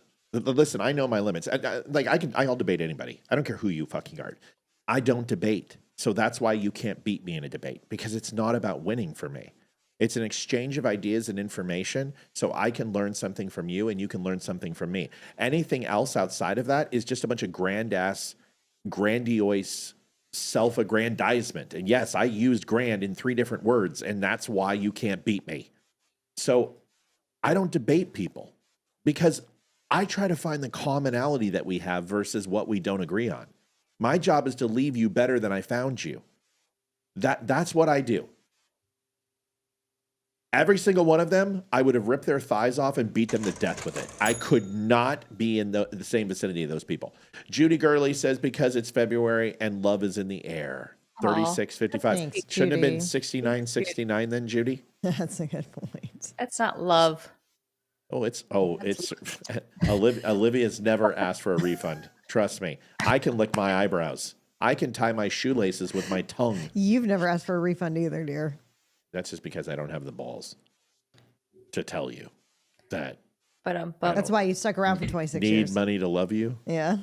So I couldn't do what this lady does. Like, I just don't have the patience because there's a point where I can flip the switch, right?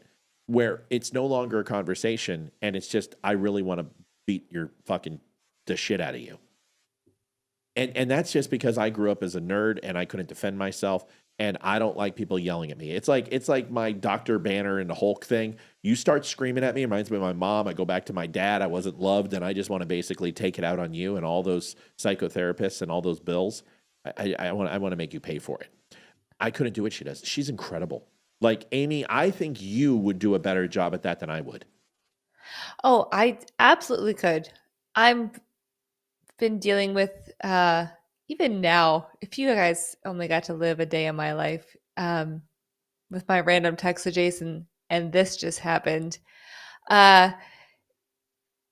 because I deal with someone who is, I'm not a doctor, but in my opinion, who is mentally unhinged and I believe has a lot of mental illness. So we should pray for them. So I get a lot of craziness from them, and I just have to either laugh it off or go or ignore that, or just respond with kindness and logic. I don't know. So I think I could actually do this in real life. There's no doubt that you could. I think Olivia would not. Olivia would probably be like, hold my.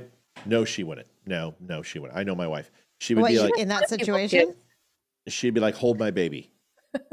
She likes other people's children, so that proves she can handle it. If I can nanny to 1, 2, and 3-year-olds and still have a smile on my face when I leave for the day, then yeah. No, this is what it would sound like. Hey, Christina Lopez, remember me? You want some shit? Huh? You want? That's what it would be. Olivia is not. Listen, Olivia comes off as a sweet little princess. It's a fucking lie. It's a lie. It's a complete joke. It's not true. She collects knives just like every other Mexican. She's very, very. This woman, when she wants to, she'll say one fucking thing, and it's very much like Dane Cook. Like, Dane Cook will be like, "Yeah, man, my wife, man, she gives me an attitude," and I'm just like, "Yeah, well, blah blah blah blah blah," and I tell her.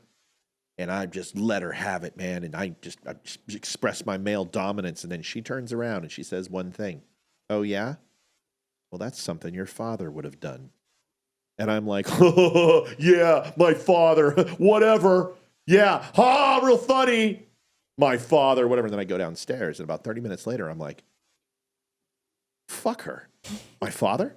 What about my father? What the fuck is she talking about? What, my father? What's wrong? My father? My father's a good man. I love my father. My dad's amazing. Yeah, fuck you. Your father sucks too.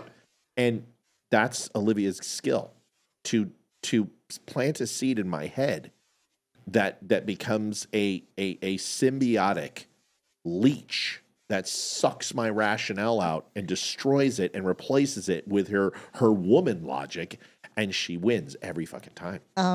I hate to break it to you. It's not just me. It's all women. You I was just going to say We that. have a Thank you. code. It's all women. We all do that. We all put the seed out, and you may not even get it the same day. Jason doesn't always get it the same day. He'll come to me like 3 days later and go, Listen. "Yeah, I've been thinking," and I'm like, "I know. You don't have to say it. It's fine. I know I'm right." Look at this witchcraft bullshit. Are you kidding me? It takes him days. Like Olivia doesn't even give me that. Maybe when we first got together, she would plant something that I'd get in a week. But now she goes for the jugular immediately. Within 30 minutes, I'm anesthetized and done. It's like Novocaine. That vagina is a powerful thing, I'm telling you. All right, so here is Donald Trump after he gets asked by Peter Doocy, just to wrap up this segment, and then we're out of C Block. And we're getting at 8:30 hour, folks. What do you think when you saw Democratic lawmakers trying to get into the Department of Education earlier today? Oh, I see the same ones. I see Maxine Waters, a lowlife. I see, all these people. They don't love our country. They don't love our country. We want great education. So they rank 40 countries in education. We're ranked dead last. But Thank you. Good news is we're number one in one category. You know what that is? I do. I said it earlier. Olivia, Amy, did you listen? Winning. Number one, spending for whom? Cats? I don't know. Each cost of each child. So for each individual child. Cost per pupil. We spend more per pupil than any other country in the world. You look at Norway, Denmark, Sweden, various countries all up and down, Finland. China does very well in education. And then you look at us. We spend much more money than they do per pupil or any other way. But we spend much more money than they do, and yet we're ranked this year, Biden's last year, congratulations, Joe, we're ranked dead last. So what I want to see is education. Number one, I like choice. We all like choice. But beyond choice, long beyond choice, I want to see it go back to the states where great states that do so well have no debt. They're operated brilliantly. They'll be as good as Norway or Denmark or Sweden or any of the other highly ranked countries. They'll be, probably have 35 to 38 states will be right at the top. And the rest will come along. They'll have to come along competitively. And by the way, we'll be spending a lot less money. And we'll have great education.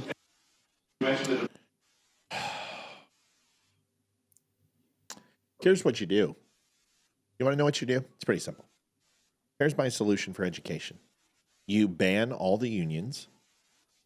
You literally make a ban that federally no money will go to the states unless they absolve the unions for the teachers. That stops tenure. You then go ahead and poll the top 10 private institutions, the top 10 academies, the top 10 stay-at-home learning parents, kids who are accepted into Stanford and Yale and Harvard and all those places. You take charters, top 10%. You fire every fucking teacher who has not met standardized testing, which is a shit way to do it, but that's all we got. You fire them. If they have not had their classes 2 failing years in a row, you fire them.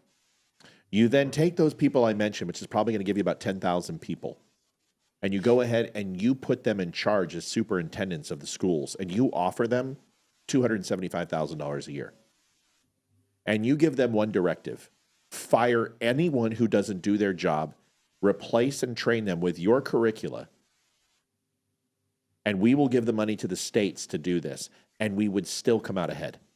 The amount of waste in school and public school is the most ridiculous fucking thing I have ever seen in my life. Didn't we figure out how much per student in LCPS? Yes. With Hayden a while ago? I just don't remember what the number was. $37,000 per pupil. And it came out to them $29 million a year is what that school gets. Just Hayden School. Do you know what I could do with a P&L of $29 million? I can't even begin to tell you how much money that is for somebody that doesn't sell a product. Go ahead, Amy. Oh, I have so much to say about this. So, well, My kids attend private school. The reason we chose this private school is not because it was Catholic. Yes, we are Catholics, but it's not the reason we chose this school. It's because it is a classical education, which is almost unheard of these days. Yeah. Classical education across the board our kids don't fail. None of our kids are failing. I mean, my son was not doing well his first semester of school. He brought up all of his grades, which I'm very proud of. But it's a hard education. They focus on the actual things that they need to learn in life. There's been countless studies that have been done that most kids can learn an entire year's worth of school within a few months and within 2 to 3 hours per day for like 6 months out of the year. They don't need all that. We don't need to bombard our kids with constant educational things that they're not going to retain. We need to spend a few hours with these children, teaching them the basics, teaching them the right things, and then fortifying their minds with other things. We have them in these systems. Public school started because moms had to go to work. We needed childcare, so schools had to coincide with work days. This just did not exist until the 40s, I think. That's when the World War II happened. That's when we needed schools to be longer. If we could just change the model, I'm fine with my kids going to an institution for 6 hours a day, 8 hours a day, whatever it is for your children. But let's focus the learning on the actual academics for several hours and then fortify their minds and their interests for the rest of that time. They don't need to be bombarded with things. They don't need to have screens. My kids' schools do not have screens. They do not learn on computers. They do not type anything. Their school encourages no screen. We allow screens in our home. Like we have TVs, obviously, and computers and whatnot. And my kids do have access to video games and whatnot, but it's very limited compared to most children. And I think we need to go back to the simpler times in life. Honestly, I think that would fix a lot of our children. They're overstimulated, and the blue light of the computer screens and the TV screens are not doing well for their brains, and that's a proven study over and over again. Yeah. CIA did experiments with blue light. Thank you, the Jurgmeyer clan. Thank you. Say it. Thank you.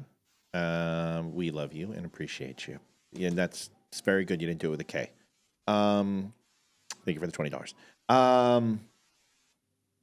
CIA did experiments with blue light for sensory deprivation, and they would do it with LSD and other psychotropic drugs to put people in a manic and psychotic state.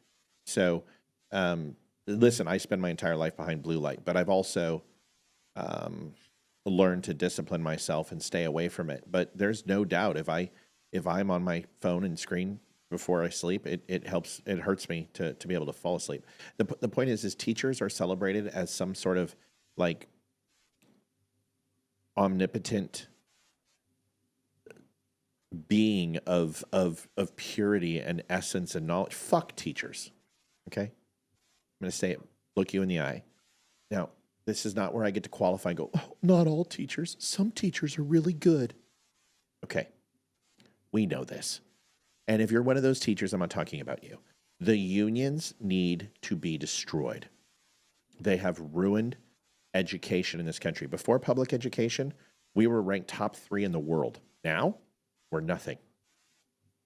Teachers have failed us. The education, yeah, but it's the curriculum we get. Then strike. How about you strike for something other than your paycheck? Strike for the kids. Strike for the lack of education. Strike for the lack of extracurricular activities, home economics, wood shop, practical stuff. How about having a counselor that actually tries to do something for them other than get them in college and tell them when they deserve to be a ditch digger and that's all they're ever going to do, and stop lying to them and tell them they're going to go to fucking Yale. Stop telling them they're going to get a baseball scholarship. Stop telling them they're going to be an artist. Tell them you're going to be a ditch digger unless you listen to me and take these courses and get yourself a 3.5. If you don't do that, I can't help you. Your ACT scores look like my fucking shoe size. How about counselors that do that? Enough of coddling our children and telling them they can be anything they want, which is really telling them they can do nothing. I am sick and tired of hearing people say, you need to go do what you love. No, you need to do what you hate. You need to do whatever feeds you and puts clothes on you and actually advances you so you could possibly do things you love when you get older. But right now, you need to do the shit job because everyone else did it and we all stood in line and took a bite. It's your turn. Schools slow our children down. When we lost 2 years of COVID and we lost all that schooling, our children didn't know what to do because the prescription of sugar and overstimulation was gone and these kids didn't know how to function. So what did you do? You sat them in front of a computer for 8 hours a day and made it 10 times worse. Yeah. Liv, wrap us up on this. I know you got an opinion. Yeah, I do. I mean, I completely agree with the teachers' unions. The teachers' unions are what drove the distance learning and the virtual learning. And they're the ones who were bitching, complaining about not going back to school. They just didn't want to do their job.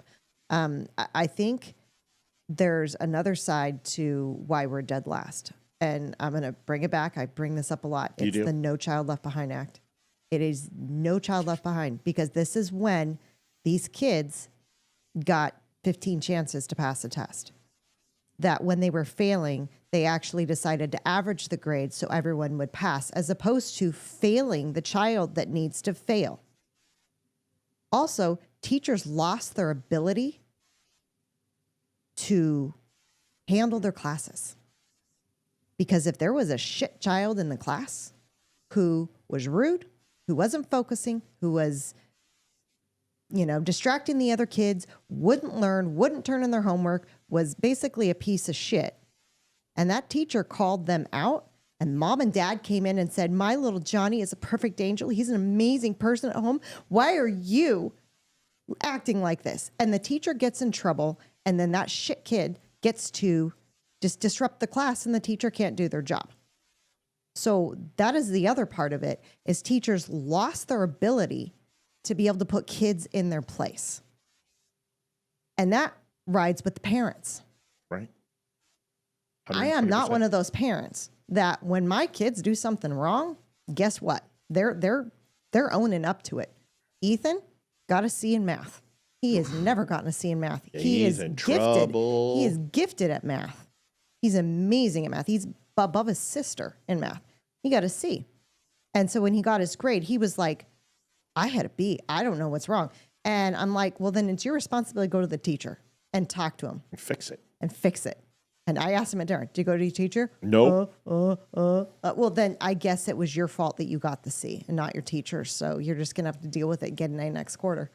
And, and whenever our kids have done something in school, like Hayden, when she was in kindergarten, she lied to her classmates. Yep. And she handled it. She handled it. We had her go in front of her entire class and apologize. But we also don't allow teachers to go after our children because they're conservatives, like one of the teachers did. And so here's the thing. It is definitely a we thing until you make it a you thing. Yep. I'm with you, teachers, but I grew up in where my teachers, I was a problem child, and they abandoned me. When I entered school, they put could me in the back. Spank us. Yeah. Well, they put me in the back, and then they did Ritalin and all this other shit. But the teachers, it's not always their fault, but it's their fault that they don't do something. They're the ones. I'm sorry. No, it's fine. You go, honey.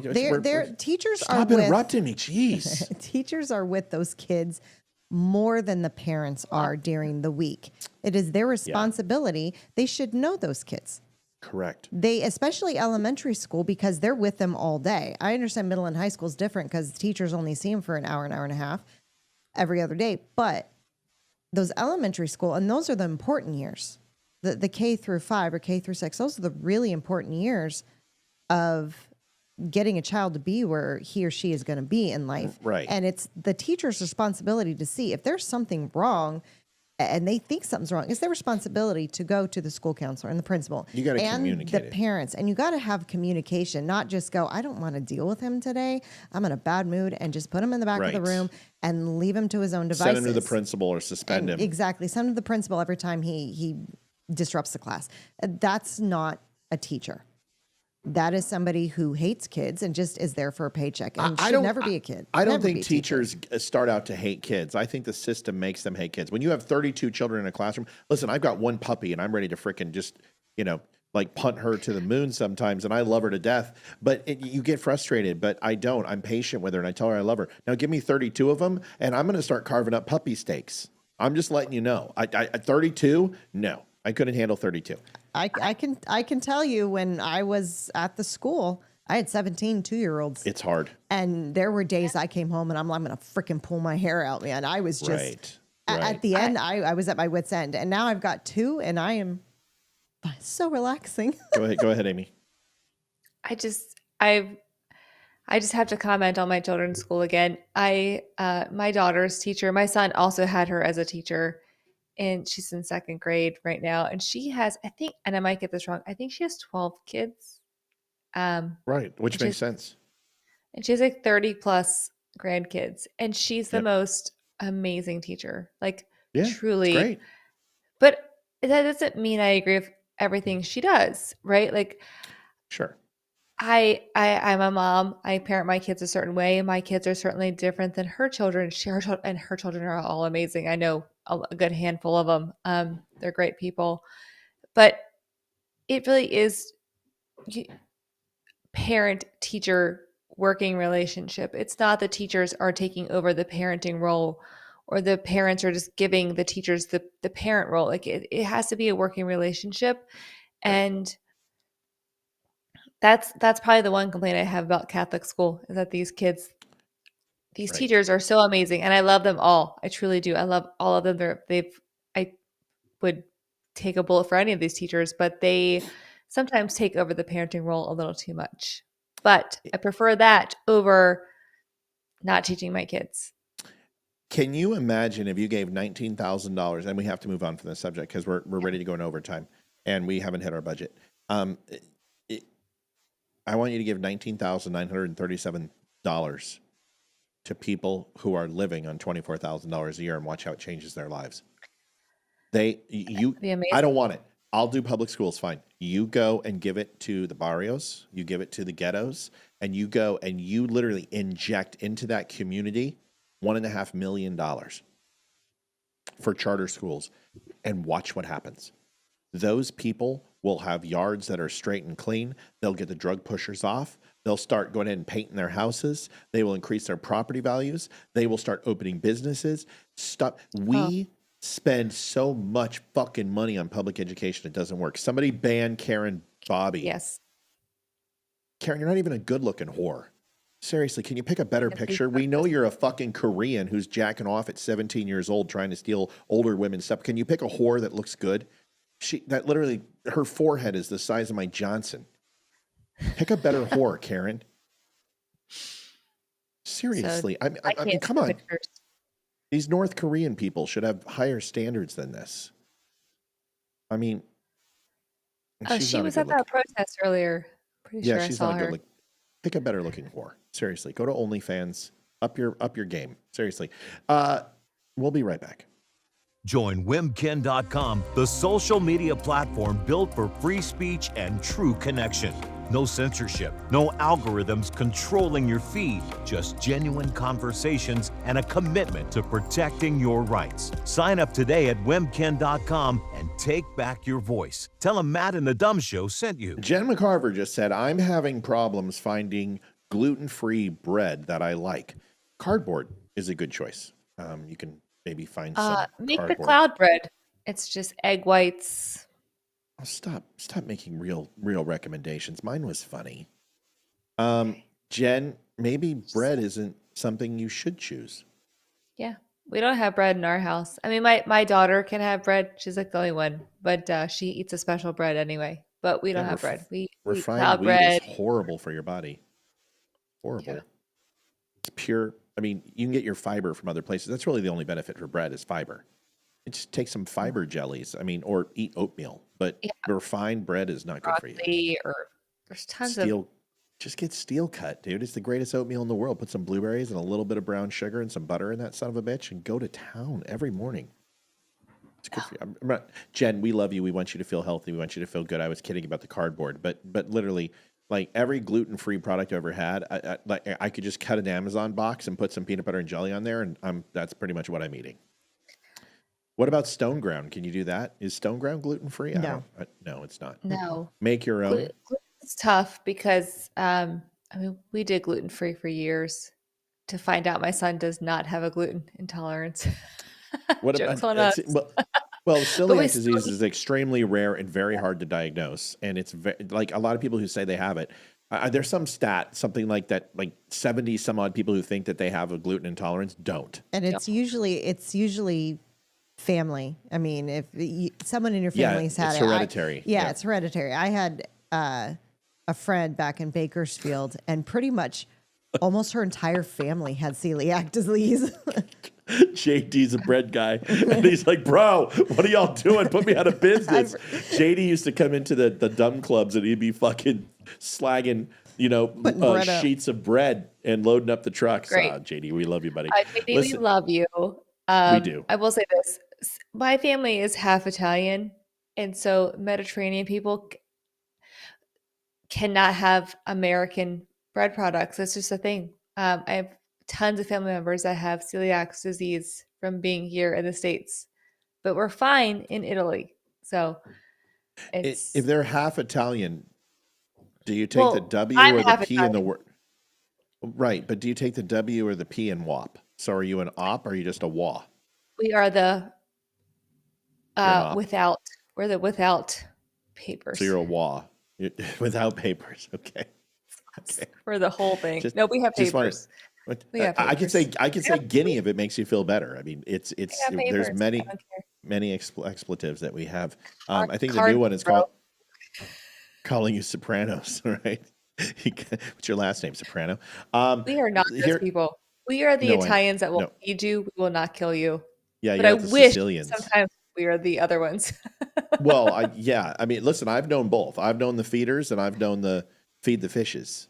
Like I've known some mafiosa types. I'm not kidding. I swear to God, the D'Angelos live right next to us, and they knew where the bodies were buried. And then, surprise enough, we had another D'Angelo family, and she was straight out of frickin' Italy. I mean, I'm not kidding. Hairy armpits and everything, and like she dried her olive leaves on her back frickin' on her laundry line. I mean, we're talking. You walked by and like it was like you're in Pamplona and shit. I mean, you could just hear the music and smell the olive oil. Yeah, you squeeze because you get oil out of the leaves and the olive itself. In case anyone did not know, you get it all. Just saying. My Yaya and Papu were Greek and also spent a lot of time with olive oil. Yeah, so they did. They dried their. Greece right now because I do. All the stuff that's happening there is crazy. Yeah, they've been in fucking revolt and civil war for like 20 years. That's why we've never gone. The earthquakes. Oh, I didn't hear about earthquakes. It's easy. They're not close family. I mean, they had 200 in like 24 hours.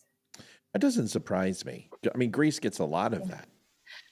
But they evacuated all of Greece, pretty much. My boss is Greek. He's Greek. He's from Opolis is his last name, Greek? His last name is Hangamanole.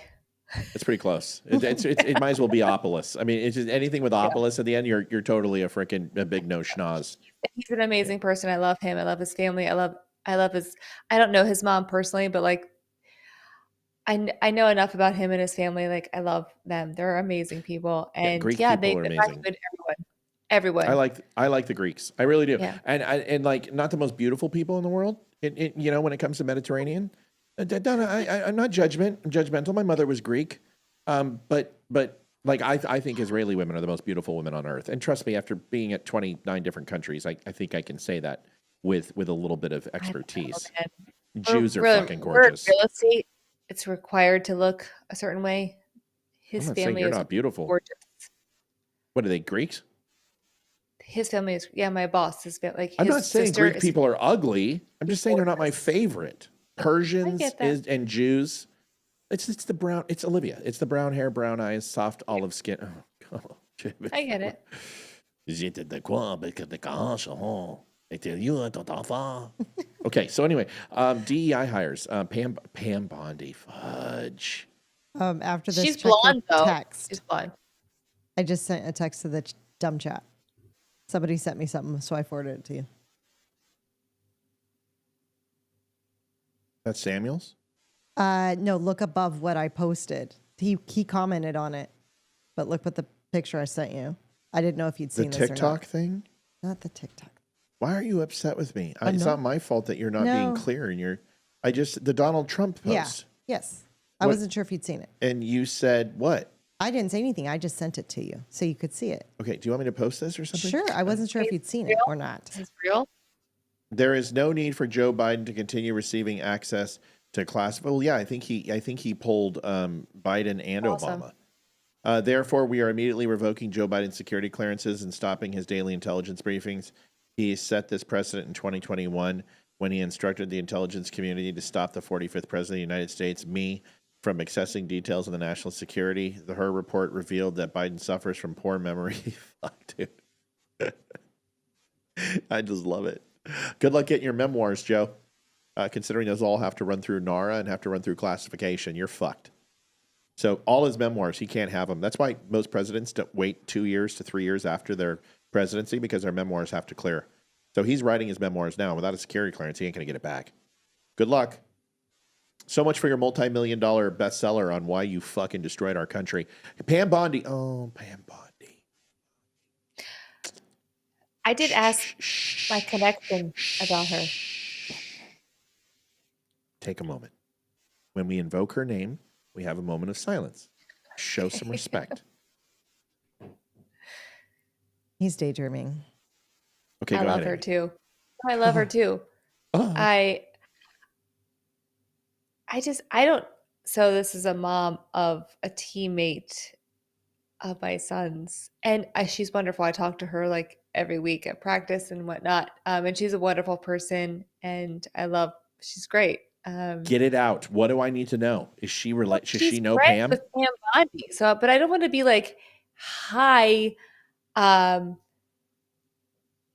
told you this before. I was like, I don't know how close they are, but they are like, I was like, hey, like on Thursday, I was like, congrats, your girl Pam got confirmed. She's like, I know, it's amazing. I'm like, I know I have like a girl crush on her. And then I didn't want to be weird, so we didn't talk about it anymore.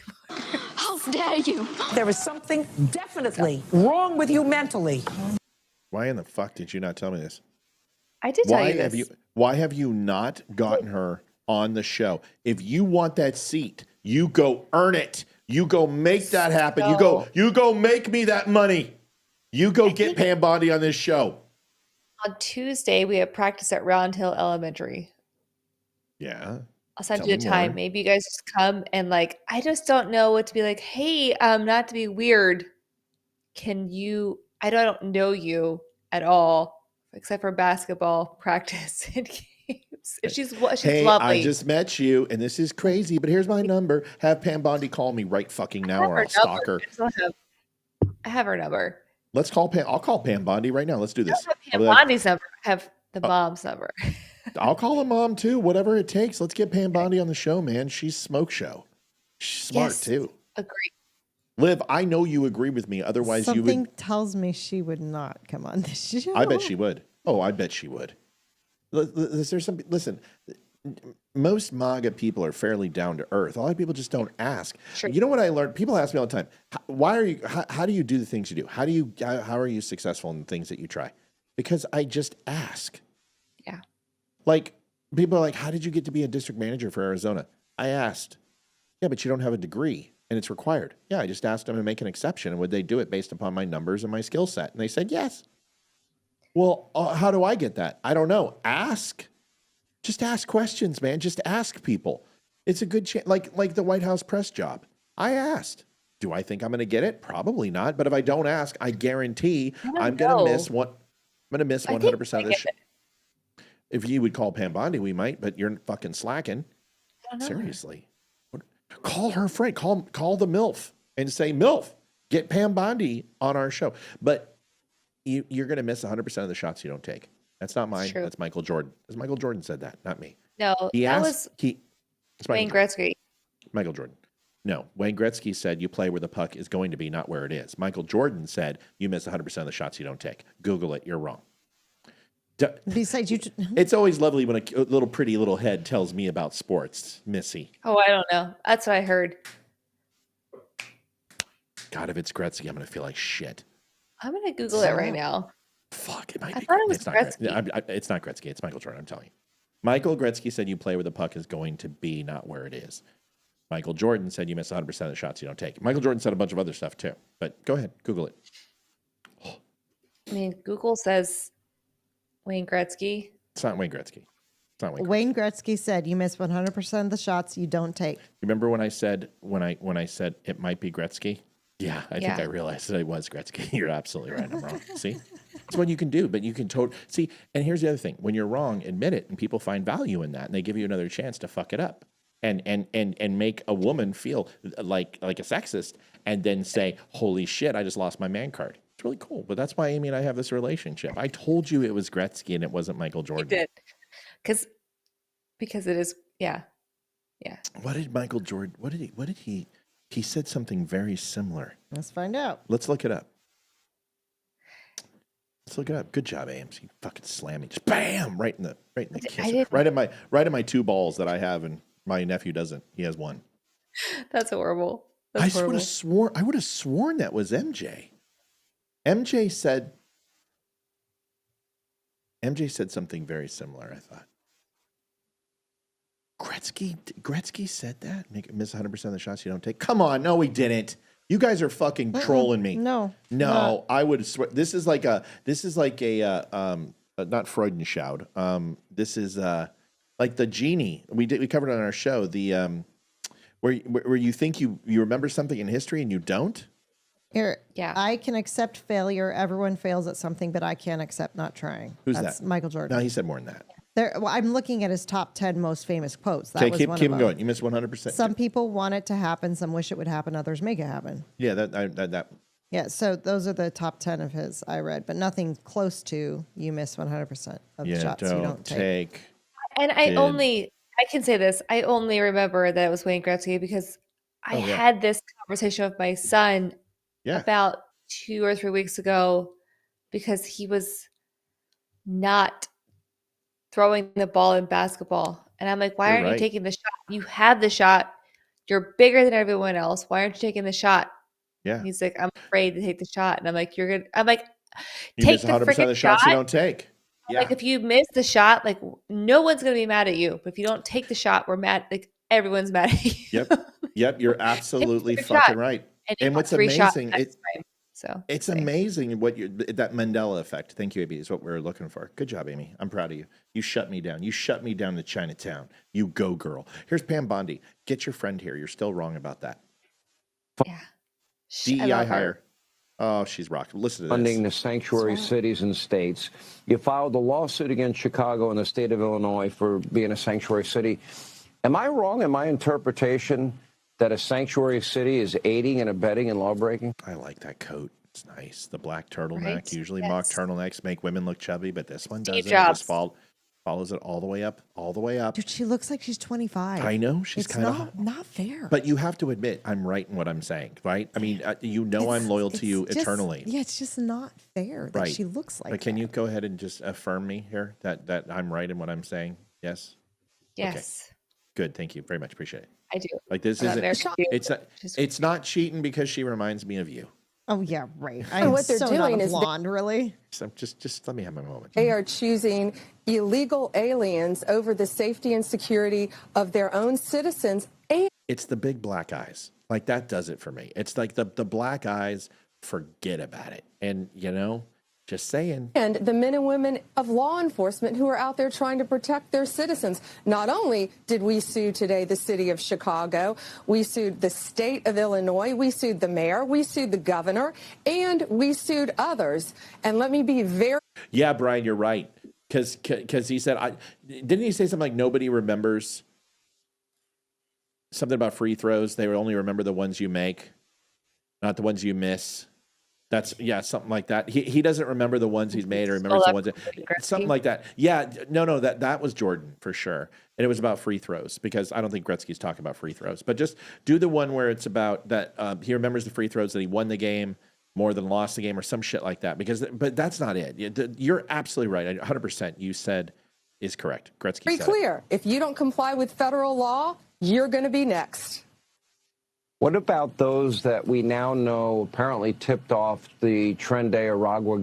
And I'm proud. Now, also look up where the puck is going to be because that is attributed to Wayne Gretzky. I'm just letting you know. But you're probably going to tell me that was Bobby Orr, and I'm just basically going, see, now, here's the thing. Amy doesn't know who Bobby Orr is. She does too. She's a hockey person. No, she's not. How the fuck do you not know who Bobby Orr is and you like hockey? She doesn't watch hockey. I don't She like watches hockey. she watches her son play hockey.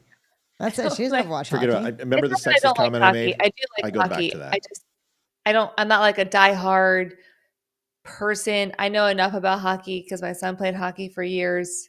Now he's into rugby. Richard Gabbert has something to say. Let's hear Pat, not you. Buy a fucking cable subscription and you don't have to hear me. It's a talk show, fuckface. I haven't had one of you in a while. Thanks for visiting. Who's Pat, by the way? I don't know. The guy, the fucking retard from SNL? It's not who's Pat. It's Pat. Oh, it's Pat. It's Richard. It's Richard Gabbert. Dick Gabbert. It's funny that you go ahead and talk about me gabbing and your name's Gabbert. Dick Gabbert. Stop being rude, Dick. This is what we do. We go ahead and we watch clips. And you can watch Pam anywhere you want. You can go on Google. You can go on YouTube. Just be nice. There's no reason to be grumpy. We won the election, dude. Why are you grumpy?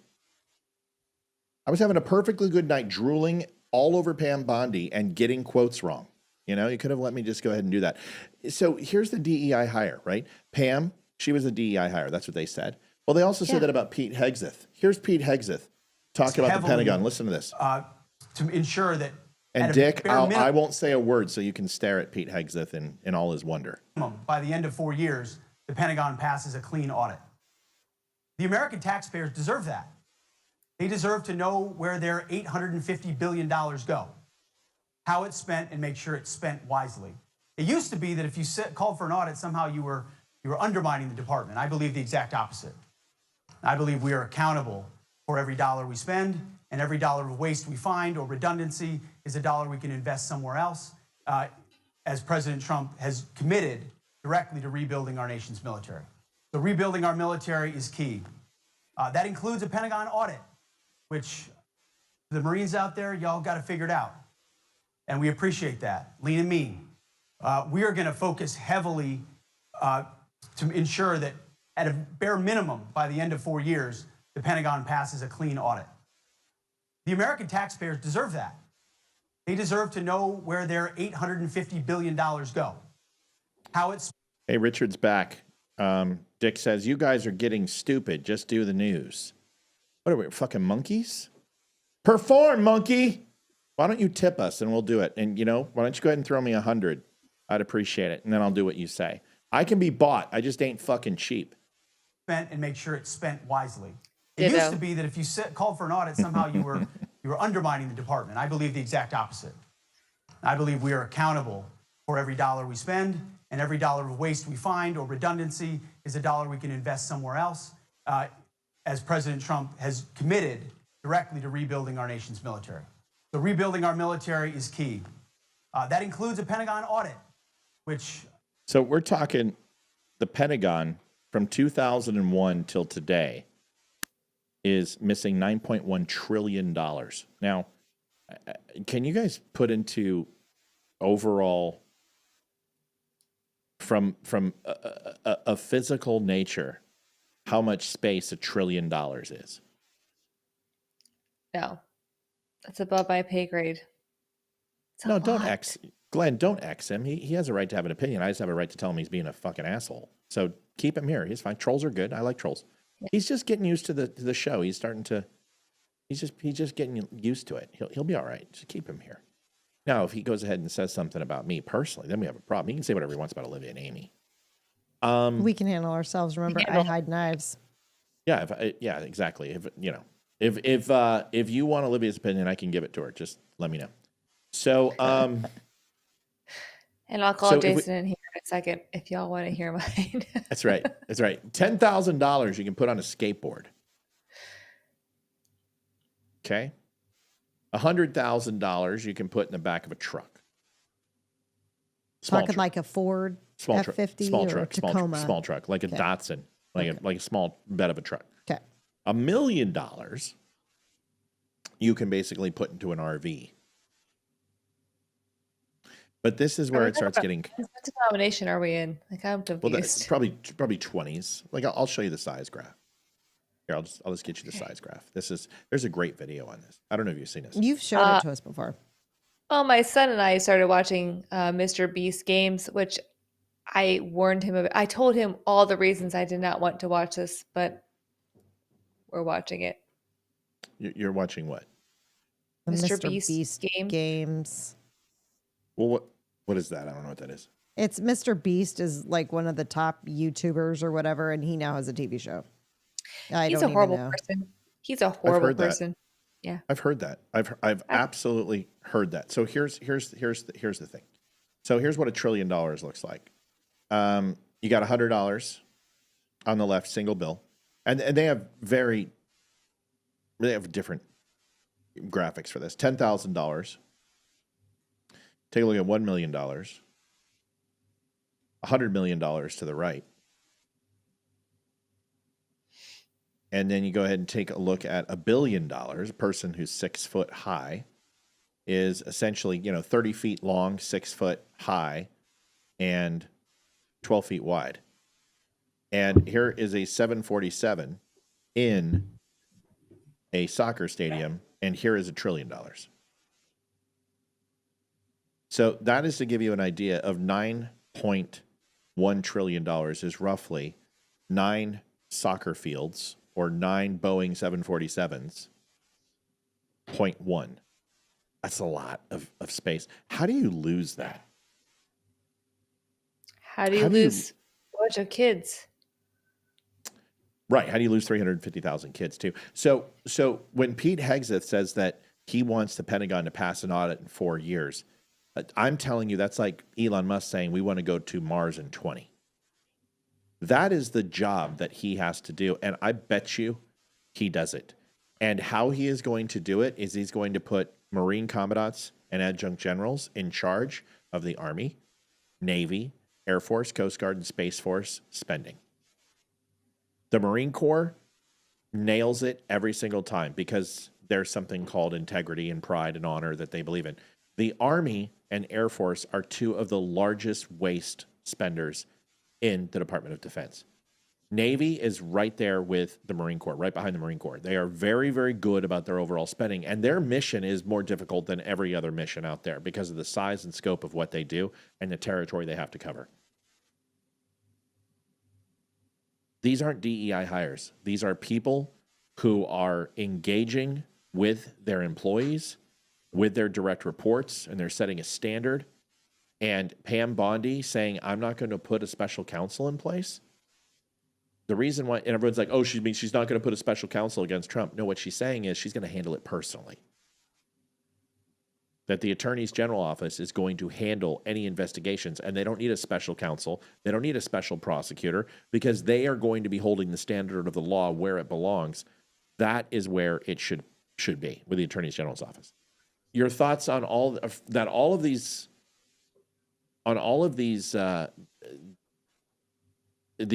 appointments that he's putting into his cabinet? It looks like all of them are going to get passed. Now, they're all hitting the ground running. Tulsi Gabbard got out of Senate committee. So did RFK. And who was the other one that was? It was RFK, Tulsi Gabbard, and there was a third that was kind of Kash Patel. No, Kash Patel. Oh, that's okay. So they just delayed. They stalled Kash Patel again. I mean, because just like they did with Bondi, Kash Patel's going to make it. That's what they do. It's the last tactic. They do the filibuster, then they go ahead and they do the challenge, which is 7 days. Kash Patel 100% is going to make it. He's got the votes. He's done. He's going in. That's why they do this. RFK is going to be interesting, and Tulsi Gabbard's going to be interesting. Are they the last 3? No, there's more people, but those are smaller positions. These are the big hoss. These are like the top 12, 16. But it looks like he's going to get his cabinet that he wants. And there's not many people who are going to be able to shut him down.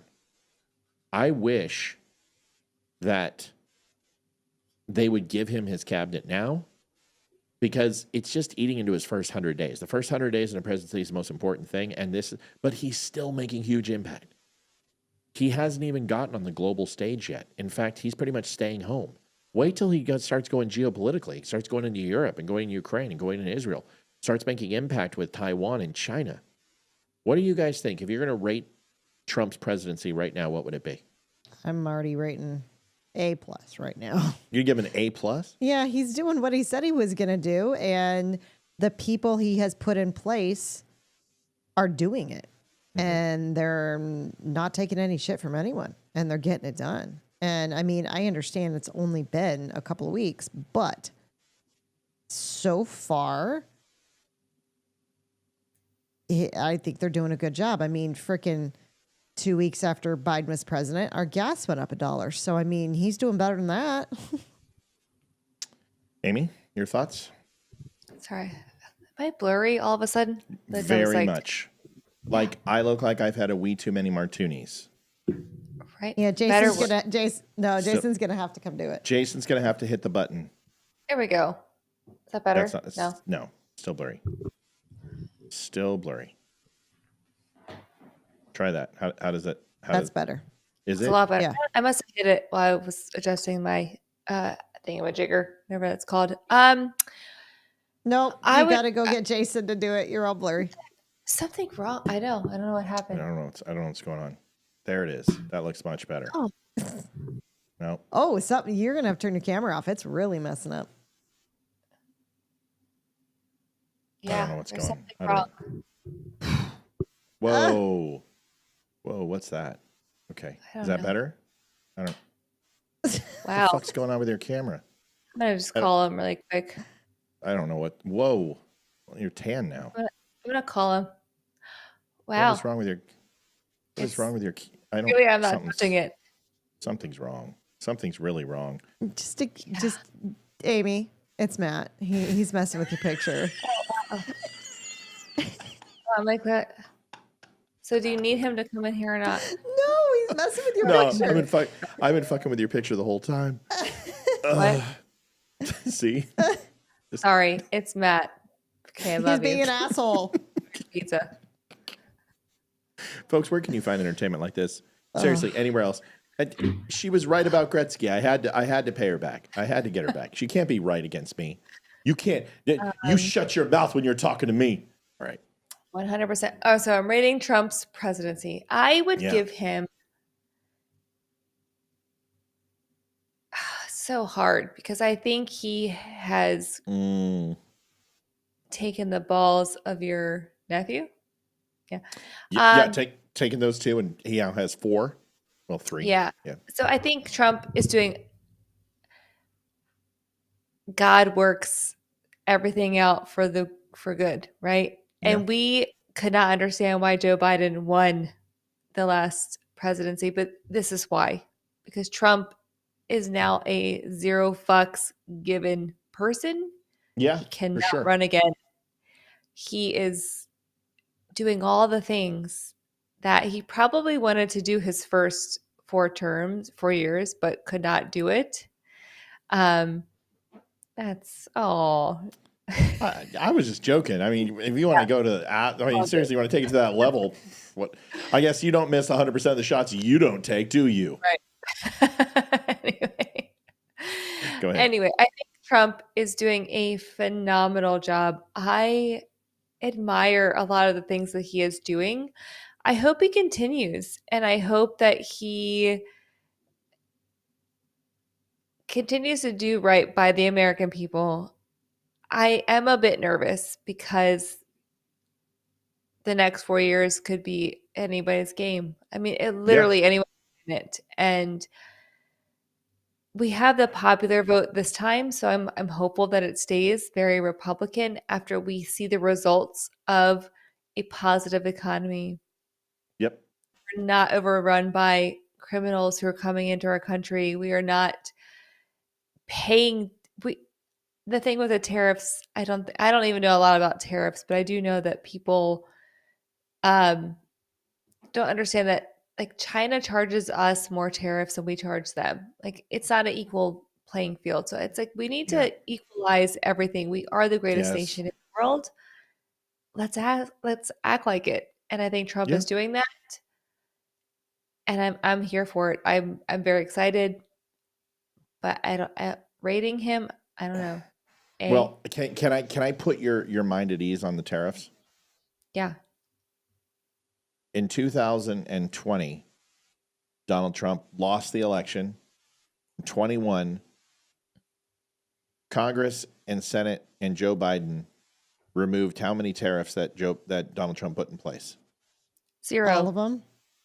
And Joe Biden enacted more tariffs during his presidency. I know this. Like I know a little bit. I don't know a lot. What is really?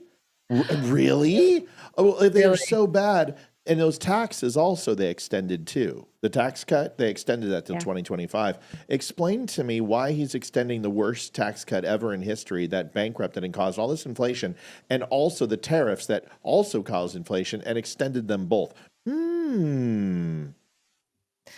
Maybe they're a bunch of fucking liars. Correct. Tariffs Ding, ding. are not Correct. tariffs are not good. Tariffs are a negotiating tool, and they are a short-term negotiating tool for long-term problems. But the issue is that Canada needs our 78% trade disparity than we need them. Everyone's like, well, what are we going to do? We can get lumber from ourselves. We can get oil from ourselves. All he has to do is write an executive order under national emergency powers. Now, it's going to take a little bit of time to ramp up, and we're going to pay for it in the shorts a little bit. But Canada will bankrupt.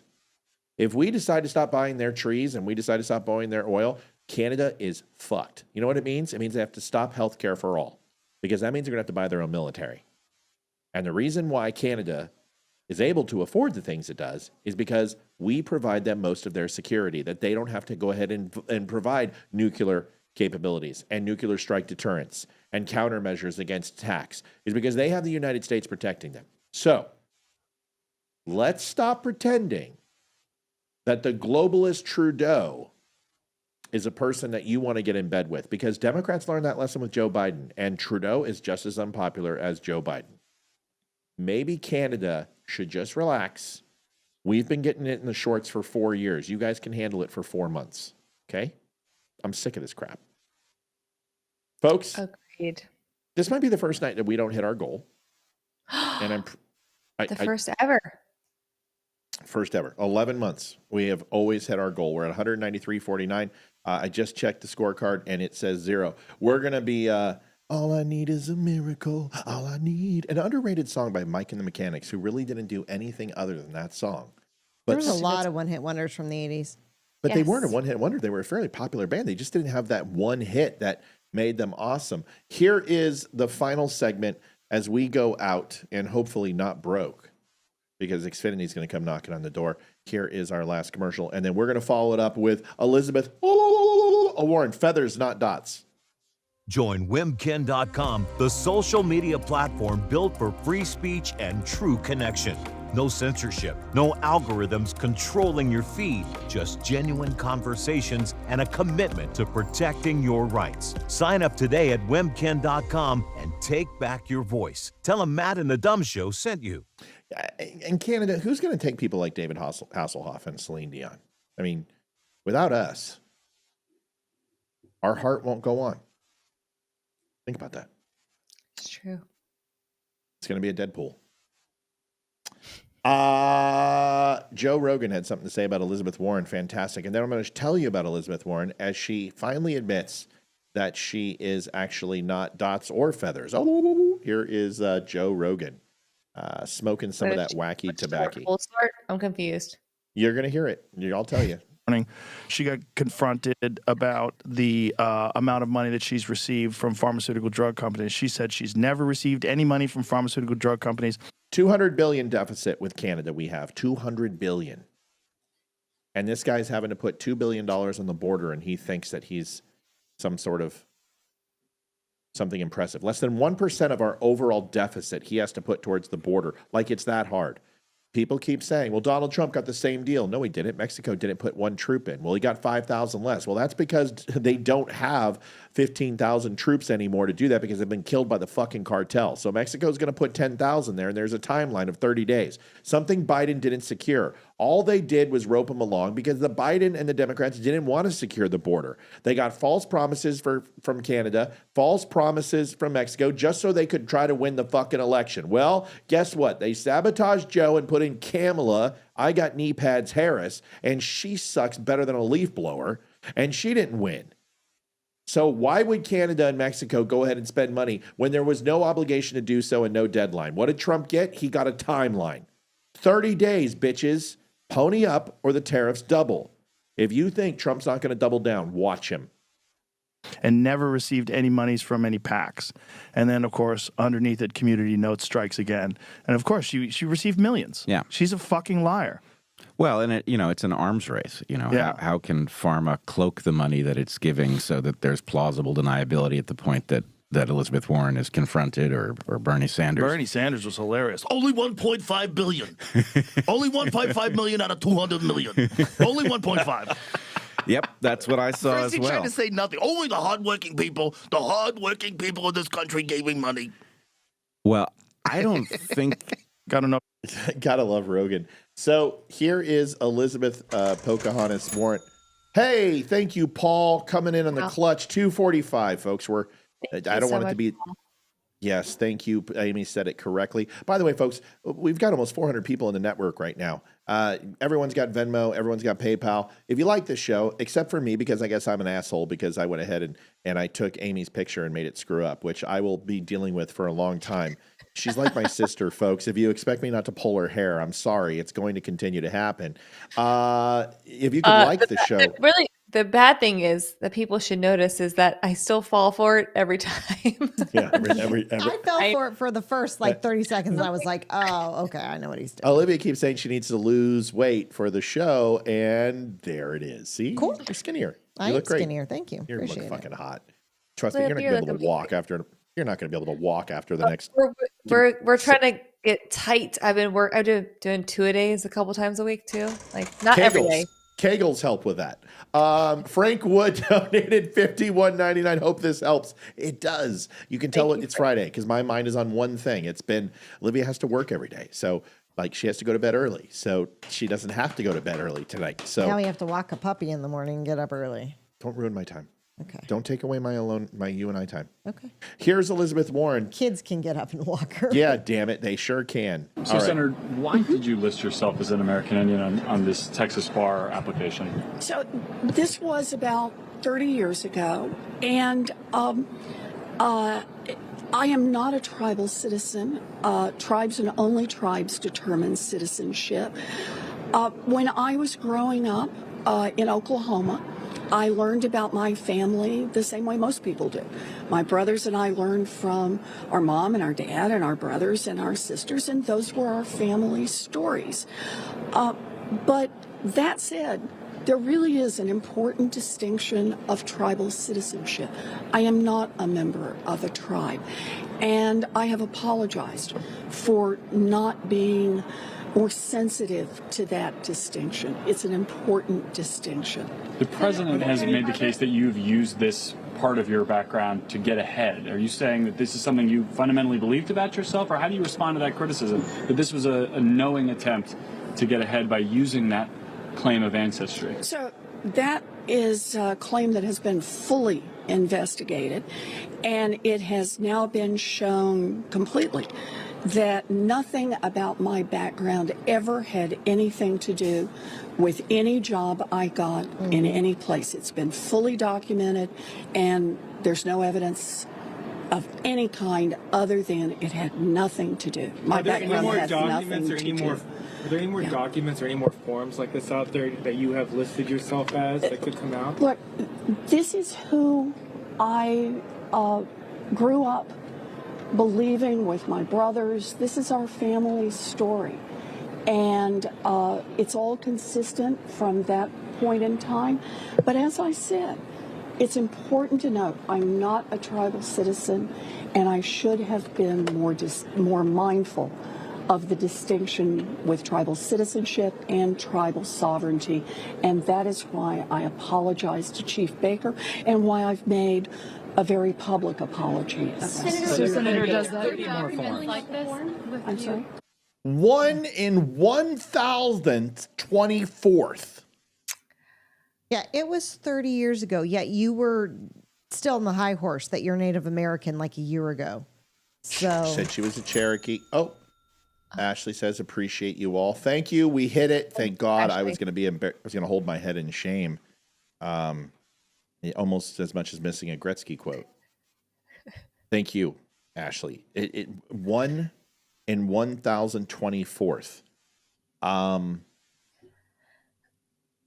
I have questions about my own heritage because I'm pretty certain my parents told me, and like my brother and I discussed it, that I was a princess and he was a prince. And thank you so much, Glenn, who's also my long lost cousin, who's a knight in our family.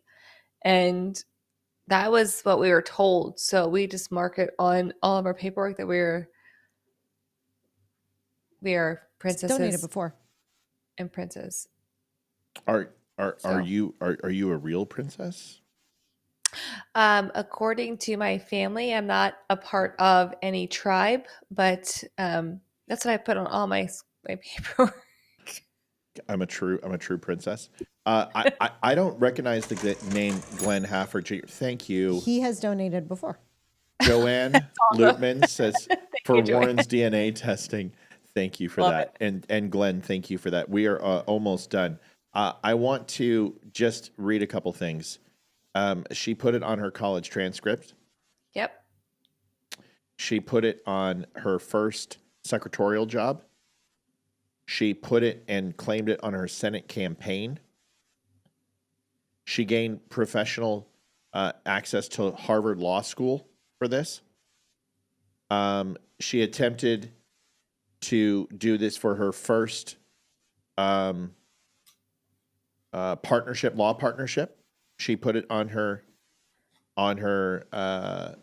resume. She did not put it on her wedding certificate. Interesting. DEI at its finest. Yeah. Everything. Holy shit. I am in a good mood. Bobby, listen, when are you ever in a bad mood is what I want to know. This is amazing. Thank you, Bobby. We need to have like a Bobby show. Like, what does she want us to talk about? Like, we need to talk, like, whatever she wants to talk about, like, let's do it. I think we should get naked for Bobby if that's what anything Bobby wants, she should get. Listen, Not until I lose 20 pounds, and then I will. Right. Well, I've heard doing your show in black and white makes Maddie clutch time. You guys, fucking seriously. I was totally resigned to the fact. I was like, we're going to miss it. It's okay. I was totally fine with that. You guys are killer. You guys listen. Now we've doubled our goal. So thank you guys. You guys are You're just amazing. We love you so much. You just keep it going. And listen, we can't just honestly, no bullshit. No joking around. It's the most humbling thing in the world. Every time Olivia and I are done with a show, we just go and look over everybody's name, and kind of just say our thanks and say our own little, appreciation, because it's amazing. And there's probably a lot of creators that make $60,000 a show, and we're just so humbled that you guys do this for us and for Olivia's recovery fund. You said I wasn't going to walk after tomorrow morning. Oh, you're going to need more than $20. Yeah.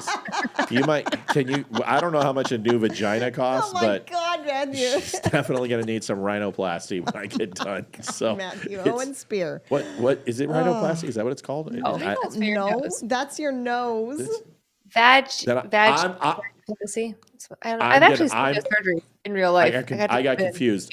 I'm going to need some rhinoplasty for my nose. She's not gentle. Hi, this is the Amy Show. Thanks for calling. I hope we haven't offended you, but stick around. We might. I'm always offended. Oh, God. Who are we talking to? It's Frank. Oh, it's Frank. I couldn't hear the Hi, voice. Frank. Frank, what's going Hey, on, buddy? I'm gonna keep this real short and sweet. The crew will always come through for you, and you guys need to know that. We're all behind you. Well, we appreciate you, dude. I mean, speaking of behind, Olivia and I knew where that was going. I knew as soon as he said it, I knew where that was going. Your brain is in the gutter right now. I knew it. So Frank, let me ask you a question. How is it possible in such a short period of time that we have accumulated some of the coolest people? Because I mean, we're small but mighty. But tonight was a great show. We had 400 plus on. That's a huge show for us on a Friday night. I mean, come on. What is it, man? Tell me, what's the secret sauce? And I'm not looking for a humble brag here. I really want to know, what the fuck is it? You answered your own question. Okay. We're all cool. We all love you. We all are constantly, and I'm not going to say behind you again because I don't want you getting any strange ideas. I'll leave that to Leroy. But, you know, we love you guys. We love the content. We love what you bring to us. If we didn't, Matthew, we would not support you. So screw it, man. Accept it for what it is. We love you, and you guys are the best. And there's nobody that I would rather watch from 7 o'clock until whenever, every night, which I do, because I'm always there for you. And there's times I cannot donate, but then there's other times when, even though I can't, I do because I feel obligated to. I feel like I need to support the content and what you guys bring to the table. And I just want to tell you, I love you all for it. Thank you so much. And I think I speak for the whole dumb nation. Yeah, you're amazing, Frank. Thank you very much. You guys Frank. are incredible. You make Frank. us feel special. So That's gonna make me cry. That's a lot. Like, thank you, Frank. Yeah, don't cry. She's Amy. drunk. Just get a No, I'm title t-shirt. menopausal. That's I'm all not I can drunk. say. I had a soda. Soda and a water today. Frank, if you could rate Donald Trump, and then I'm going to do it to close the show out. We're going to take our minute. What score would you give him?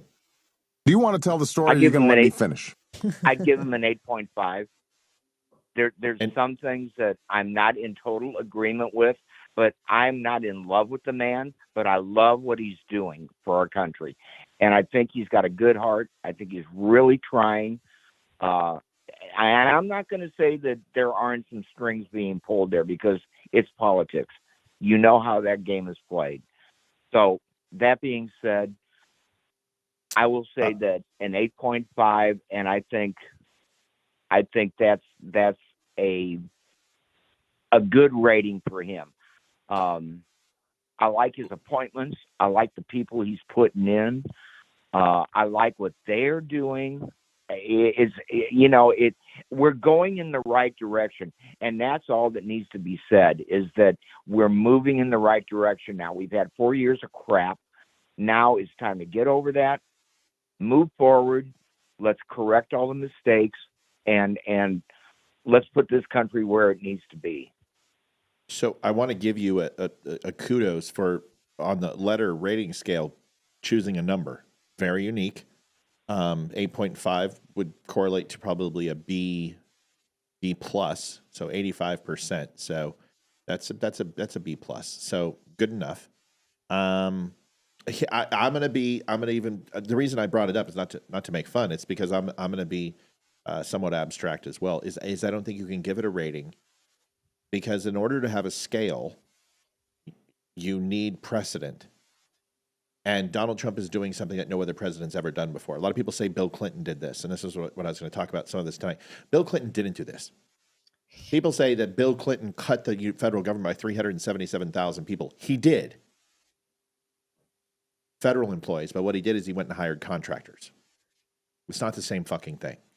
So he took $377,000 or $377,000 salaries off the federal books and reappropriated it in a different column. So he robbed Peter to pay Paul. And then he closed military bases, turned ships into razor blades, took off Kevlar from our Humvee, took away a lot of our armor-piercing ammunition and other shit that we needed in the field, including med kits, and gutted our military to have a surplus. That's what happens when you go ahead and you cut $750 billion in defense spending and salaries, but reappropriate it in the back end into contractors. That's not cutting the government. All you're doing is just putting lipstick on a pig. This has never happened before. Donald Trump is literally exorcising the demons.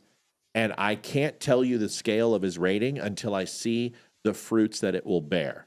But as a conservative, I've got 10 boners out of 10 because I'm all about limiting the size and scope and influence of the U.S. government in my life, and this is a great start.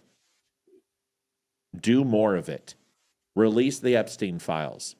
Start releasing the dark money. Start going ahead and finding the ties of people who are violating the Hatch Act. Let's start putting some of these people in prison, Republican and Democrat alike. Let's start putting people like Lindsey Graham in jail, who I know is as dirty as fucking hell as a Republican. Let's go ahead and start locking up Adam Schiff. Let's start looking at these people who pretend they're Republicans and have you fooled because they talk about the Constitution like Thomas Massey, who doesn't vote with Republicans and only votes 51% of the time with Republicans in a non-election year. Let's go ahead and take a look at people like Tulsi Gabbard who have you fooled. Let's go ahead and expose these people for who they are and the forked tongues that they have because they're snake oil salesmen. And that doesn't have a price tag. It doesn't have a rating because it is absolutely 100% pure gold. And it's the best investment we can make in our future. So even if it's an F, it still needs to be done. Even if it costs us more money in the long run, it still needs to be done. Because we have to unfuck the fucked. And that's not pretty. There's my spiel. May I interject? No, because Amy's got something to say. She has a moment of appreciation she's going to give me. Really quickly, I was going to say, I agree with those things. But I feel like one of the biggest priorities should be find the missing children. Yep. Stop the trafficking of children. Stop the abuse of children. Protect our children. That should be the priority in my opinion, because they are our next generation. They are the next people to run this world. Protect them. Keep them safe. What are we doing for these kids? Nothing right now. Stop aborting them too. Stop aborting them too. Yep. Well, yes. Schiff might be going to jail. So yeah, tell me what happened. Kash Patel, FBI investigation just to cover 256 emails between Schiff and Jeffrey Epstein. Oh, I'm telling you guys, when I tell you this, it's all over Twitter. Somebody sent it to me, so I looked it up. It's all over. The shit that's about to happen, I don't think you understand. The people who are in the closest, like, and Frank, I'm going to let you go and say what you're going to say. No, I'm going to let him go say this real quick. But because we're going to 10, we have 9 minutes. We might as well fucking do it. For $627, I'm going to do that. Just very quickly. No, Frank, stay on the goddamn line. All right, go ahead. Frank, you take it. Go. Love you. Go. Okay. All I wanted to say is, for the first time in a very, very, very long time, we do not have a politician as a president. We have a businessman as a president. He looks at spreadsheets, to quote Dan Bongino. The guy looks at spreadsheets. He looks at the pluses and the minuses. And I'm telling you, this is our biggest plus with his.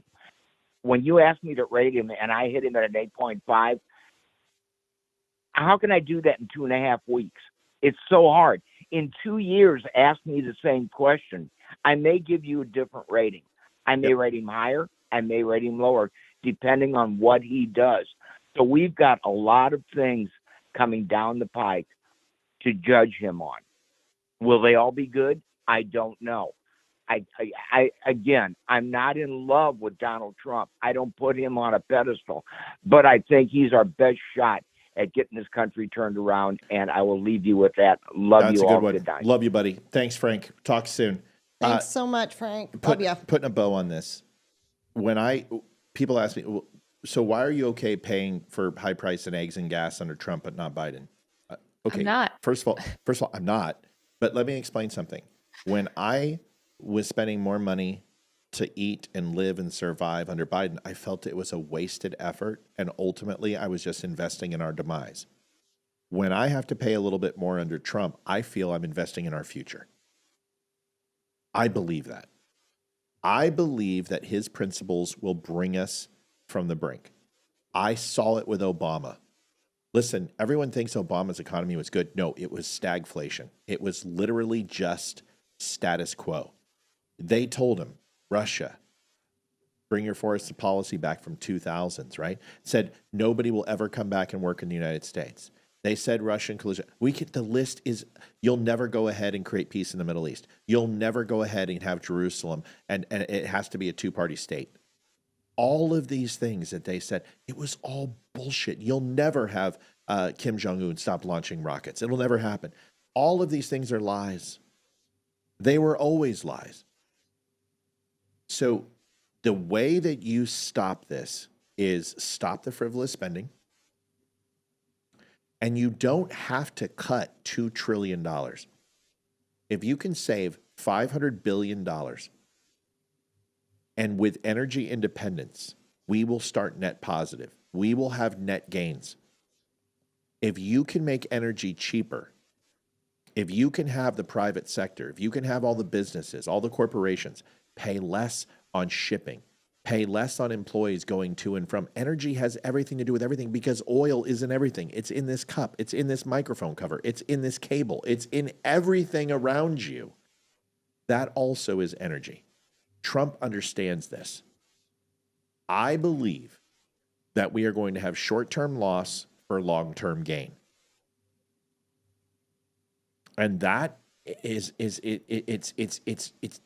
I can't put a number on that. I can't put a letter on that. All I can say is thank you.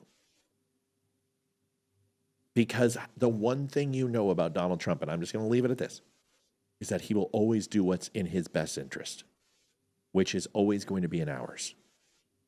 He is a businessman. It's not about back alley deals and shady underscores. This is about making sure that the American dollar is strong, because when it's strong, his business is strong. And you can always assure that he is going to want to do that. All boats rise at high tide. Just give it a little time. Amy, take us out of here. I would just say this. Donald Trump I'm in real estate, and negotiations are a huge part of my job. And Donald Trump is probably the best negotiator that I have ever seen in action. And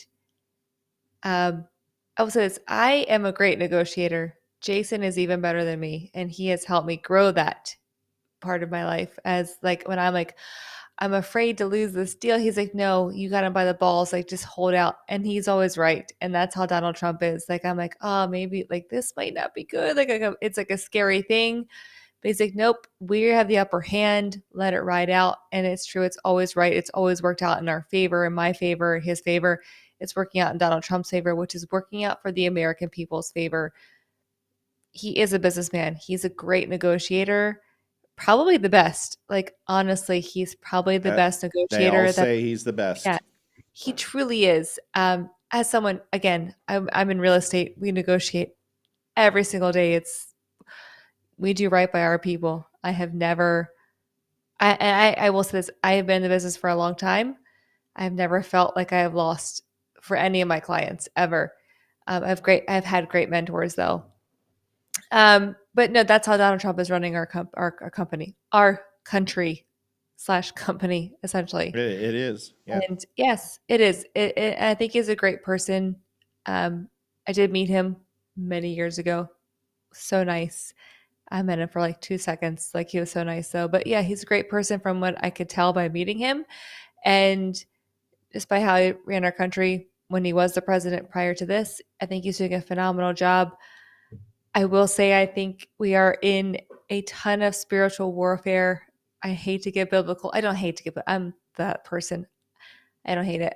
We are under attack by the evil in our world, and Donald Trump is combating that, and we need to pray for him and pray for our country and pray for our leaders, and just keep pushing forward to that next step, that next level. We are going to be great again, and we are on our way. Anything that Mr. Trudeau and Mr. LeBlanc have said, obviously. Sorry. Yes. Exactly that. It popped up. I apologize. It's all good. I did. All good. Liv, 1 minute. Yes. I know a long time ago, before Donald Trump even said he was running in 2015, I said, we need a businessman to be president, not a politician to be president. And I think I said it after Obama was elected for a second term. You did. Yep. And I was definitely right. Because America, it's a business. It's a really big, expensive business. And if you don't have any sense of business or business savvy, you can't run it. And you're going to run it into the ground. You have to know what you're doing. So yeah, I'm very happy that he is focused on the business side of things, not the political side of things. Yeah. And that's what he's focused on right now. And that's what he needs to focus on. And I'm glad his fuckle-meter is empty right now, because it needs to be. And he doesn't have anything to lose. Why? No, he's not he running doesn't. for re-election. Nope, he doesn't. And yeah, I'm just hoping that over the course of the next 4 years that America can recover from the last 4, and that people can actually see the good that he is going to do for us, or that he will do for us, and that Republicans can win in 2028 as well. So everything he does over the next 4 years doesn't get undone by someone who's just pissed. I want to give you just a breath of fresh air and some hope. In 2020, before COVID struck, Democrats said that there was no way they were going to win this election. That they were 100% sure that Donald Trump, his favorabilities were just incredible. His rating for COVID was 70%, 71%. No other president had reached that high. Joe Biden didn't reach it. And people were coming to the flock, blacks, women, Asians, Mexicans. What you're seeing now, and they remembered that. I don't believe that Donald Trump is setting up the presidency for J.D. Vance. I don't think J.D. Vance wants to be president. I don't think he has any desire. I think what they're waiting for is, I think Donald Trump knows that America needs him, but doesn't want him. And the next president in 2028, who I believe will be Governor Glenn Youngkin, they're going to want him and they're going to need him, because he's going to have to heal this country. And I don't think, because $630 looks better, Matt says, I don't think Donald Trump can heal this country the way it needs to be healed. I think Glenn Youngkin can. I don't think you've seen him. He's amazing. He is here's what I would do. I will quit this job, and I will go and work and do my magic that I do, which I can help a campaign win, because I understand this stuff very well. But if you put Harold Ford Jr. as a vice president from Fox, who's on the 5, with Glenn Youngkin. Do you think he would run on the Republican Party? Yes, the ticket? Yes, I do. In a fucking heartbeat, Harold Ford Jr. would run on a Glenn Youngkin ticket. That ticket cannot lose. I'm telling you right now, it will be the biggest landslide. He'll win 50 states. The Democrats have nothing even close to Youngkin and Harold Ford Jr. They have Kamala. Yeah. And shit with her Hillary today. and Kamala. Yeah. Yeah. Go ahead. What happened? CNN released. You didn't see that? They released the unedited. Yeah. I didn't. What? Yeah, what did they release? The unedited video from 60 Minutes. And yes, they released the unedited version of the interview of Kamala Harris, and Donald Trump is suing them now for editing it. It's amazing. It's a train wreck, and it's great. I love it. Violet Vixen on Wimkin said Youngkin is a rhino. You also said the same thing about me, lady, so I don't take your fucking word for anything. You don't know him. You don't live in his state. He's not a fucking rhino. You don't know anything you're talking about. You don't know shit. Youngkin, we all loved before he was elected. We were like 100% about him. I feel like made some missteps, but I feel like he's trying to correct them now. I think he just didn't know. Like, I'm supporting him. I'm still. What missteps? What missteps? what was it, year 2? What was he, year 2? What did he vote for? He did something. I can't remember now. It was not a major thing. I'll have to go back and look his record. He didn't, he was not 100% on our side, I feel. How? But I literally have to go back and look at his voting record. I can already tell you. So he voted in line with veterans. He went ahead and stood against the Virginia VA. He went ahead and stood against the teachers' unions in Virginia. He went ahead and stood. I don't think it was 100%. Something with that, I think. Maybe. I'm wrong. I don't know. I just remember there was something I was like, You got Gretzky, but I know Youngkin's history. He went against the teachers' unions. He stood up for Second Amendment rights and supported the Fairfax and the AR-15 march that took place. Stood up against abortion and also slapped the political action committees and went after them as governor, who were slushing Virginia ads and political ads and making false claims about abortion. Went up against DEI, went up against the Loudoun County and Fairfax school boards in regards to the rape cases, and also telling that parents were domestic terrorists. That was great. Executive orders left and right that were for frivolous spending and fraud inside Virginia.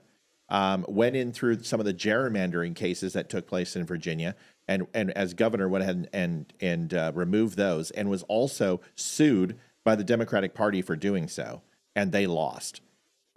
What rhino stuff are we talking about? Vixen, you should come on my show because you called me a rhino. Like I said, your credibility with me is already shot. I don't even think you know what rhino means. Rhino has become a slur for people who can't make an argument. Anyone who you disagree with is a rhino, just like everyone who liberals disagree with is a Nazi. Yep, and honestly, much, you should just become a liberal and call it good. Because if you just literally follow the same playbook that they do with the Saul Alinsky's, you just smear people and make shit up, you're just as bad as they are. And you're not in my circle. So, you know, I gave you a friend request and I let bygones be bygones, but I always remember when people do me wrong. And you called me a rhino, which is so stupid because I guarantee I know more about the Republican Party than you even think you do. And anytime you want to have a conversation and wax intellect about who's more of a Republican, me or you, I promise you, you will lose that twice on fucking Sunday. So bring your lunch and bring a ladder because you're going to need it when you wake up in the hospital. I want to say something real quick. So, to everyone else and to Amy, because you already know. So Hayden has been like, I don't know what I want to do after school. I don't know if I want to go to college. And she's just like, you know, from gung-ho when she was in kindergarten. I wish we could go to school 365 days a year. I love school. I'm going to be in KAMALA. To, I don't know what I want to do. She's kind of made up her mind that she wants to volunteer for the 2028 presidential campaign. And she wants to do that. Like, she's ready. So I told her, I was like, she's going to be 15. I said, we're going to have a gubernatorial election in Virginia in fall of this year. I said, you can volunteer at voting places and you can get excused from school for it. So she's going to look into it and try to volunteer for that. And she really wants to get into it. She wants to join student council. Interested in it. And she wants to get into it.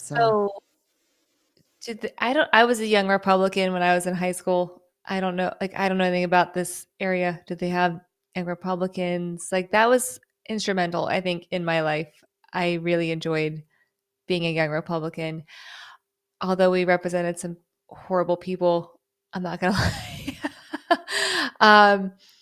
But it taught me a lot. And it taught me just how to help people. We were out there, you know, making signs, talking to people in high school. It was amazing. It was so fun and just instrumental in just shaping my life today. I think it was great experience. So look into that. And I think that's something you can talk to her about. She needs that role model, and her Aunt Megan and you, who may as well be an aunt for God's sakes, since her aunt's a complete fucking loony, it would be an awesome role model for her. And, you know, take that and run with it, because she gets shy, but she loves you. She adores you. Quickly, I went and checked my notes because I have a database. So every time I pull a show, and notes. I save all the photos, all my notes, everything. So all I got to do is a search, and that's just the intel guy in me, that rhino side of me, who's very meticulous. Things I missed. Youngkin signed 20 bipartisan bills for supporting Virginia's military personnel, veterans, and families.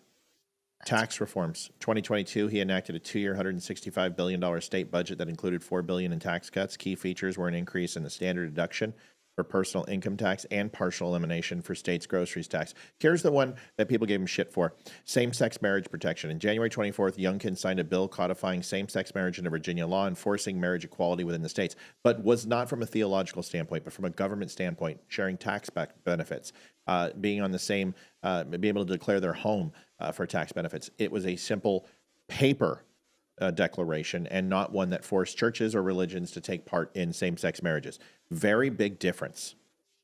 Legislation vetoed contraception access. In May 2024, Governor Youngkin vetoed bills designated to preserve access to contraception, reflecting his stance on reproductive health service along with tampons and others in men's bathrooms. Skill game regulation. He also vetoed legislation related to the regulation of skill games, which are slot-like betting machines, indicating his position on gambling regulations. Also transgender rights when it came to using the same bathroom in high schools and educational facilities, went against that. Education funding. December 2024, Youngkin proposed nearly $1 billion in new education funding, including a $50 million Virginia Opportunity Scholarship program to provide private school vouchers. Tax relief. He advocated for permanent tax relief measures such as refundable income tax credit and tax cuts on tips. These proposals faced opposition from Democrat-led House and Senate, which favored one-time tax rebates. Executive actions. Throughout the Executive Order 6 issued on January 15th, Youngkin aimed to reinvigorate job growth by removing burdensome regulations affecting Virginia's business community and small businesses. His rating in Virginia for Republican and Liberty rating is 94%. Go fuck yourself. I can't stand people like you.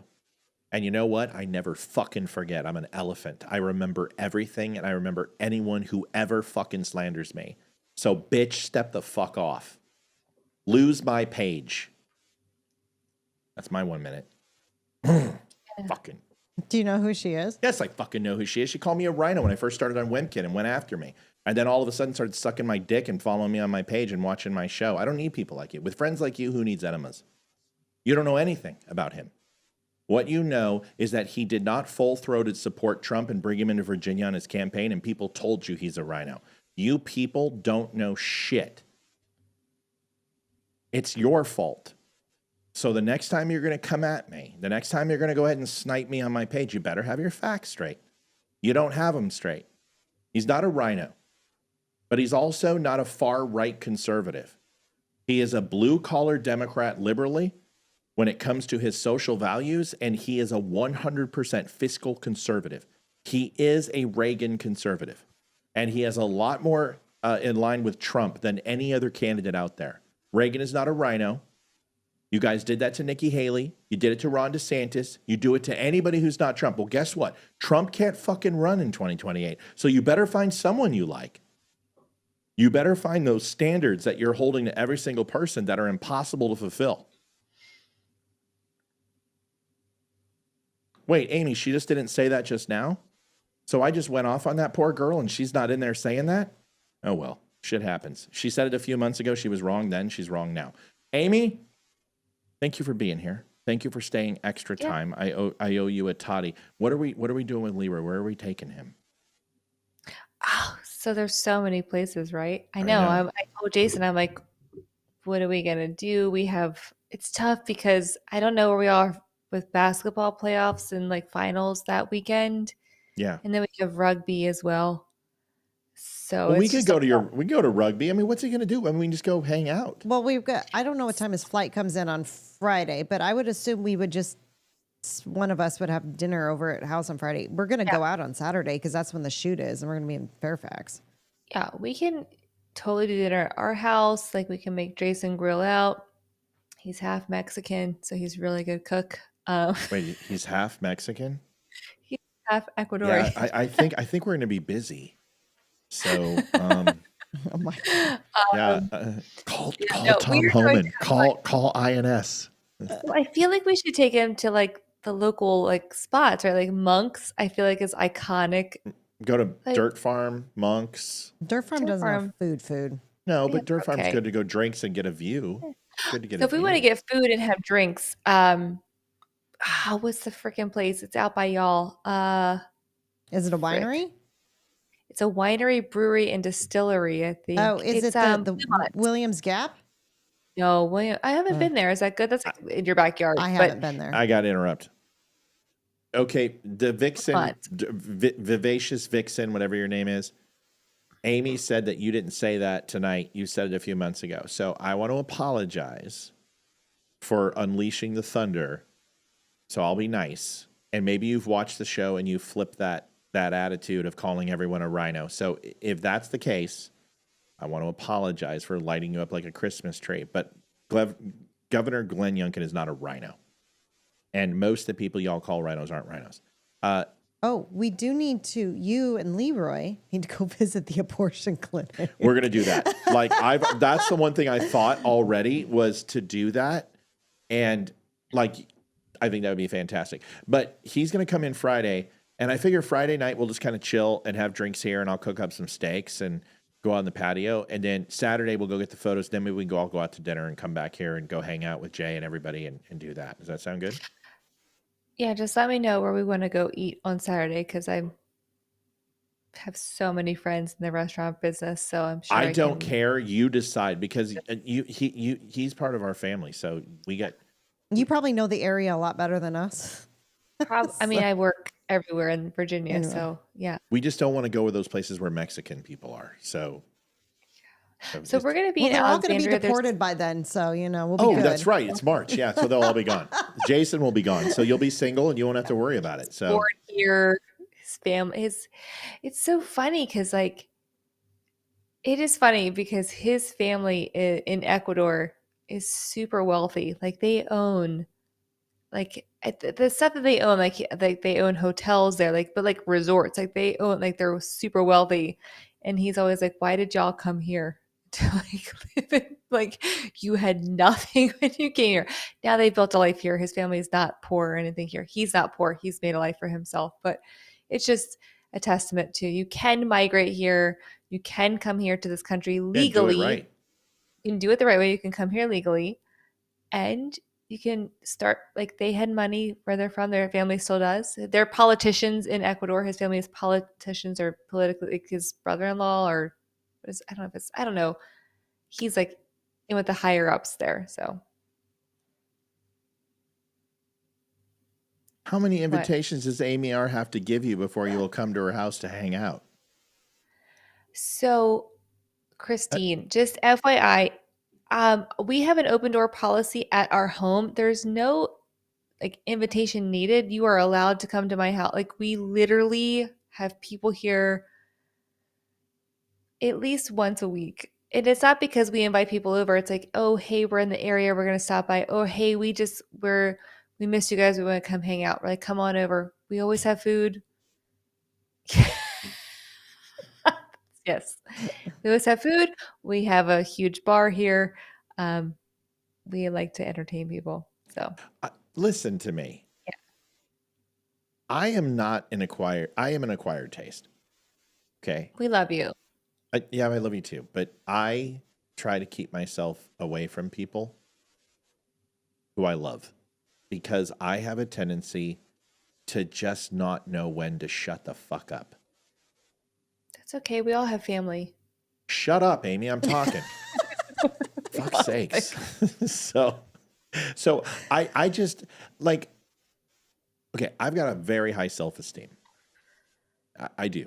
I know how smart I am. I get it. I'm aware. I know I'm pretty fucking good looking for a 51-year-old man. I understand it. You're not 51 yet. Close enough. I know the size of my penis. I get it. I know all these things. But I do have a low self-esteem when it comes to my worth to other people. I don't know why. I've always been this way. And I am a people pleaser. And sometimes I just say it's better for me not to mingle with people because I don't want to lose them. Because I know that there are times I just don't know when to quit. So I remove myself. I don't know what that means. Like, let me just tell I you don't- guys something. Let me interrupt you. I'm going to interrupt you. I'm going to school you a little bit. Okay, holy shit. You guys are transplants from here. You weren't born and raised here. I was not born and raised here. The collective of our area are transplants, and they're mostly like Southern or like Middle America. Everyone's so nice here. We're all about community. If it snows again next week, there's a standing invitation. No one has to ask to come to our house. We have the best sledding hill in Western Loudoun County. Like, our hill is amazing. We always have food. Amy does have good hills. Do you have Sanka and frozen Sara Lee? Amy's got great hills.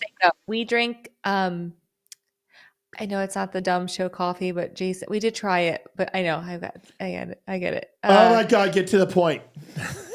We have coffee, and I will make cake or brownies. I'll make something. We always have tons of food. There's never like our house is open door policy. Like, I think It's not it. I Yeah, feel just that what it way. is. I feel invited and loved, and we take care of each other. You bring me you say you're going to bring me mulberry syrup or elderberry syrup, and I put it on my pancakes and ruin them. I'm like, years why ago, I is got to this? bring something else now. Why Jeez is Louise. this thing so fucking like watery? This is the most. But I ate every drop. Well, to be Oh my God. To be fair, we were both really, really, really, really sick when she brought it over, and I didn't even know what it Listen, was. I don't think I'm some sort of pariah, okay?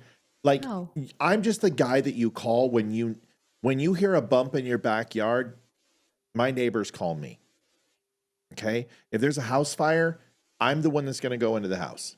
If your kid's in jeopardy, I'm the one that's going to fucking run down the car and try to save your kid. I'm just not the hangout barbecue guy. We're Because not either.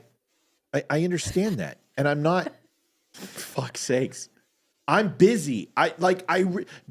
This show is very hard to put on, and it's a lot of work. Megan's watching. Megan who? Raymond. Screw her.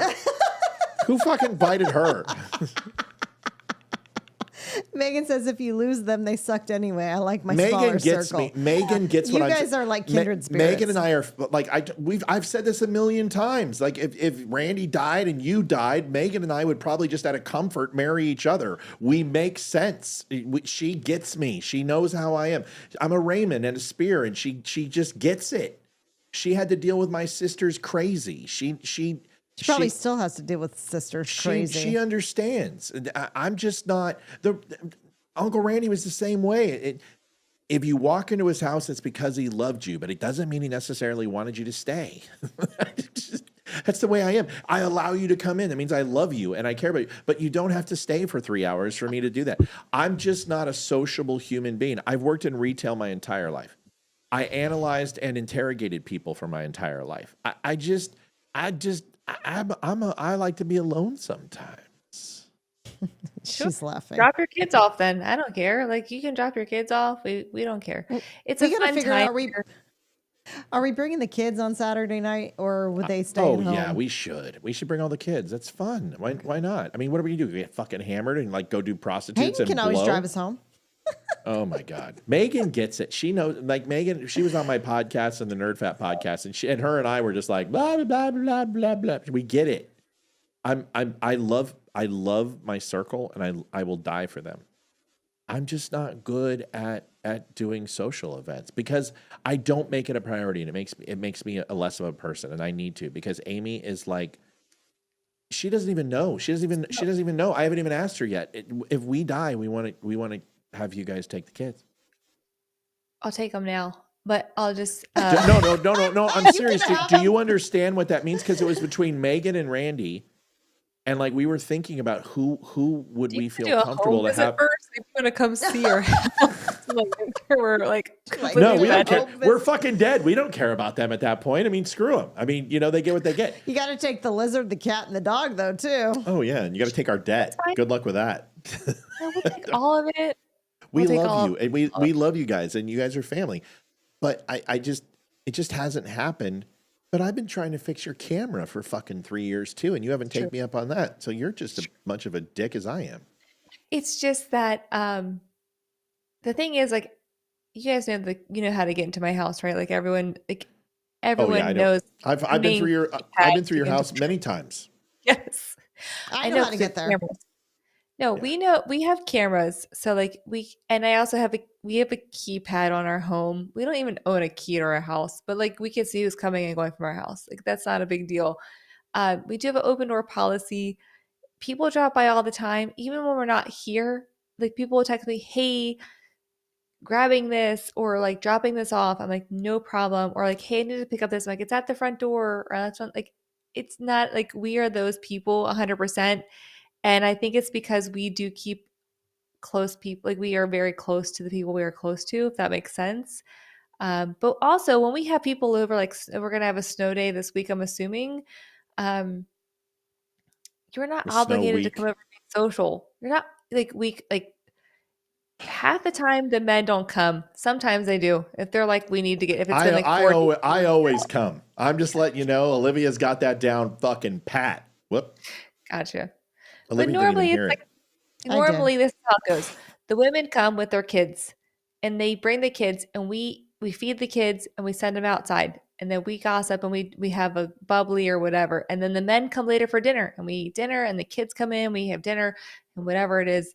And then everyone either stays over the night, which is fine, or they go home, which is fine. Oh my God, I will come over all the time. Shut the fuck up. I'll come over.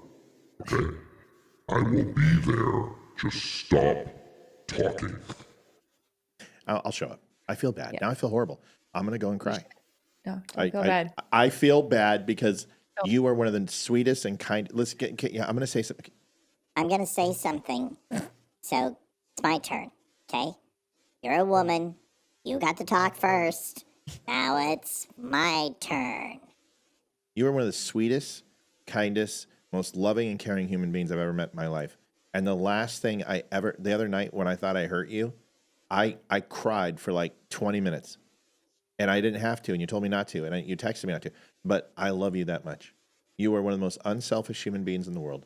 You give and give and give, and you never ask for a goddamn thing. You came to my court appearance to support me. I would fucking claw my own eyes out to help you. So you're loved. I care about you more than any probably person that I know. So just know that. And I'd fucking die for your family if you needed me. So I'll come over. Okay? I promise I will come over, and I'm going to have to now because I don't think I can get out of my chair with the amount of guilt that I feel that I haven't come over. So I'll be over soon and I love you. Just don't drink. Okay. You get sassy. You get Yeah. Dude, I haven't drank in like forever. I love the KAMALA show, by the way. I watch that shit. I cut that. I clipped it, and I watch it all the time when you do the KAMALA. It's pretty classy. Amy, did you cry? Yeah, that was sweet. That was so nice. What the fuck why are you crying? I didn't even slap you. Usually Liv doesn't cry until I hit her. It's just that time of the month for me. I'm crying. I got the vitamins Liv suggested. Oh, did you? Yeah. Karen says, Matt, I think sometimes you say things just to see people's reaction. That's true. Okay. I'm just going to give you the crib key. Here it is.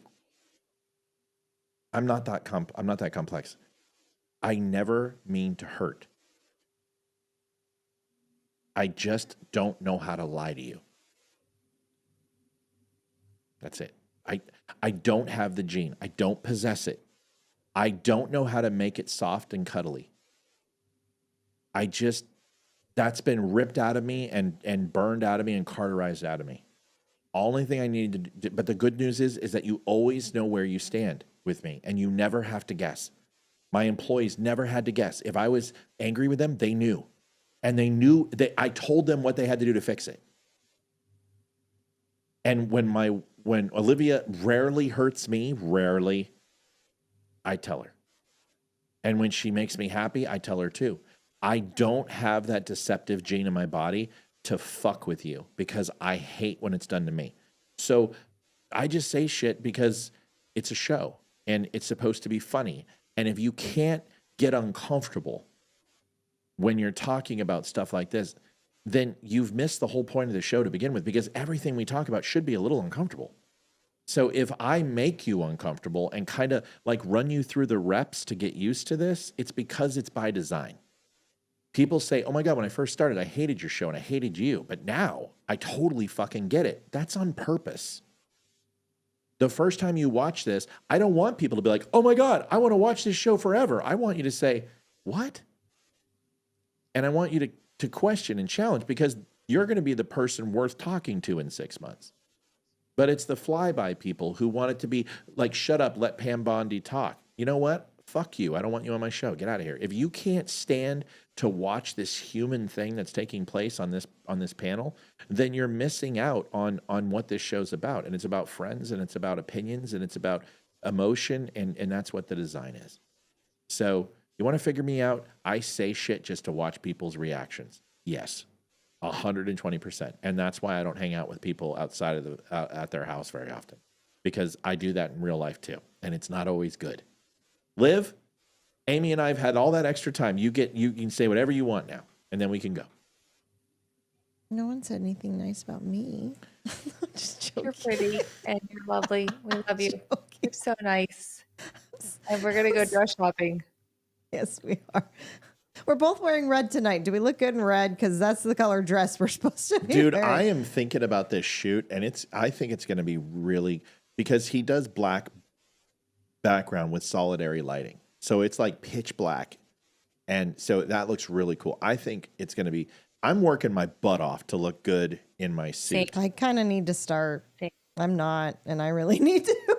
I'm doing 2-a-days right now to try to get like sucked in. And that's what I need. You're doing 2-a-days?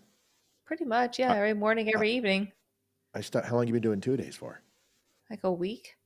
Oh, that's good. Do it for 2 weeks. Don't do it for longer than that, because then you're going to start producing cortisol. It's too much. I did 2-a-days for 2 weeks, and then I stopped. I don't do anything on the weekends, though. I'm a loser because we have sports and like all that. So I just do Monday through Friday. That's it. So. I just need to get on the treadmill and move. I don't need to say anything nice about you, Olivia, because anybody who spends 30 seconds on the show knows that you are the heart and soul of this house. You're the matriarch. I'm not going to suck up to you. You're not going to believe it anyway, because what you're going to do is you're going to come back and go, do I look fat in these jeans? Right after I tell you how great you are. You're the sexiest fucking, you're a biscuit, man. You're a trophy wife. Like, I show people online, they're like, oh yeah, well, you're lonely and you live in your mom's basement. I'm like, here's a picture of my wife. I get to nail that every night. And you get to wank it with turtle wax and a JCPenney catalog because it leaves a high gloss shine. Olivia, you are an amazing white Mexican. That's perfect. Paul, comment of the night. That's great. It's pretty much what it, my kids and my husband call me the whitest Mexican they've ever met, because it's true. Michelle says, Matt and I have a similar background. He pisses me off sometimes, but he's genuine. I trust him. Sometimes. Shit. I thought it was all the time. I don't think I've ever been mad at you, ever. That's that's disturbing. What? Like, how can you not be mad at me ever? On the 4 years on this show and you've never been mad at me? I can't, if I have, I don't recall a time. Because when you were just saying that, I'm like, I loved your show from the first time I saw it. I was like a fangirl. I'm like, this guy is smart. Yeah, and that's how I got to know you. I was like, I was like telling everybody, like, everyone needs to stop and listen to him. He's smart. Yeah. He's not crazy. Say more about me. Keep it going. It's good. And his wife is super hot. She is. She is. It's I wasn't even on the show. You didn't know me. No, you were not. But she knew my. She peeped my Facebook page. Yeah, we became right. Facebook friends on the Matthew Spear account. I think I friended Olivia the same either before you or at, because I'm not that girl, so I will never friend like a man before I friend their wife. I either do at the same time or like I just don't want to be that person. So yeah, Amy, God, we love you. I'm Amy. a participation ribbon wife. Listen, this show is a very, like, in my opinion, I think it's undiscovered, and it's a particular brand of vodka that some people may not enjoy, but everybody can find value. Like a straight shot of vodka isn't for everybody, but a vodka and orange juice might be, or a cranberry juice and vodka might be, or a martini or whatever it would be. What's in a mimosa? That's champagne, and orange juice. But my point is that you sometimes you just need to like let things. We have bad nights. We have bad shows. It happens all the fucking time. Not everything's going to be a winner. Just ask your parents. I think we can leave. Matt, do you know the Delta guy on Anti-Hero Podcast? No, I don't know him. I know of him.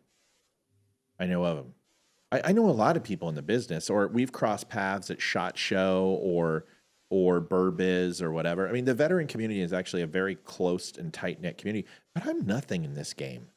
I promise you this. Most people in this game know who I am. They don't watch my show.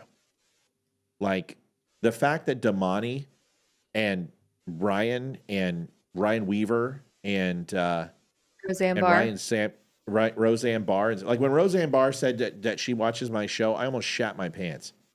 Like I'm just like, that was genuine freaking like nervousness. Like I was like, are you kidding me? We got to go. Yeah, the cat's freaking out. All right, everybody. Lisa Parks. Lisa, listen to me, sweetie. I love your show. Been watching since it's 220. Since 2020. Lisa, that's like the first time you've said anything in 4 years. Do you know how many people we have who watch us that we don't get credit for, that Facebook doesn't show us? Because there's no way. Every show has like 4,000 or 5,000 comments in it. It's ridiculous. So if you're on the show and you haven't said something, get into I think she just was saying, love your show, been watching it since 2020. I don't think I've seen Lisa's comment is what I'm saying. Do you know how many people watch the show who don't comment? My point is, comment, get into the fray, start talking, join the community. We want you here. That's why we're here. JD, we are doing Valentine's Day show. It's just Valentine's Day is a normal day in our house. We don't. It's on a Friday, right? It is. We don't really. Ash is outside with the kids and the kids are going crazy. And I'm like, good. I've been with her for freaking like 20 hours in the last 2 days. And no, I'm not, Lisa, I'm not saying anything bad. I just don't think I've seen you comment before and I want you to. Like everybody out there who watches the show who doesn't comment, get involved. We want to hear from you. We love the comments. And sometimes, like the guy who walked into the cannon fodder tonight, who's like, why don't you just let Pam Bondi talk? You're going to get splashed sometimes. I think that's the one thing about the Dumb Nation is I can all tell you, everyone gets hit once in a while. And it's okay, hit me back. And we may agree or disagree. Just remember, just don't unfriend me. We're leaving. Folks, the donations are incredible. We thank you. Thank you for the overtime. Monday we'll be back. It'll be myself, Olivia, and Amy yet again. Amy, Olivia, appreciate you. Thanks for being here tonight. It was a great show. Olivia, as always, you look smoking, and the after show will be awesome. Yes. And we'll see you on Monday. Good night, y'all. Good night, all. See you guys. Have a great weekend. Take care of each other. Good night. Thanks, Bye. Ames. Bye. Bye. Bye.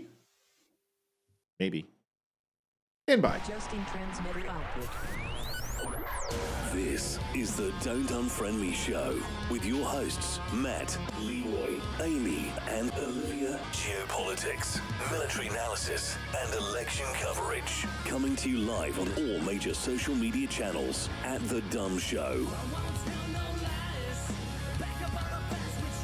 Honest, direct, unfiltered. We can agree, we can disagree. Just don't unfriend me.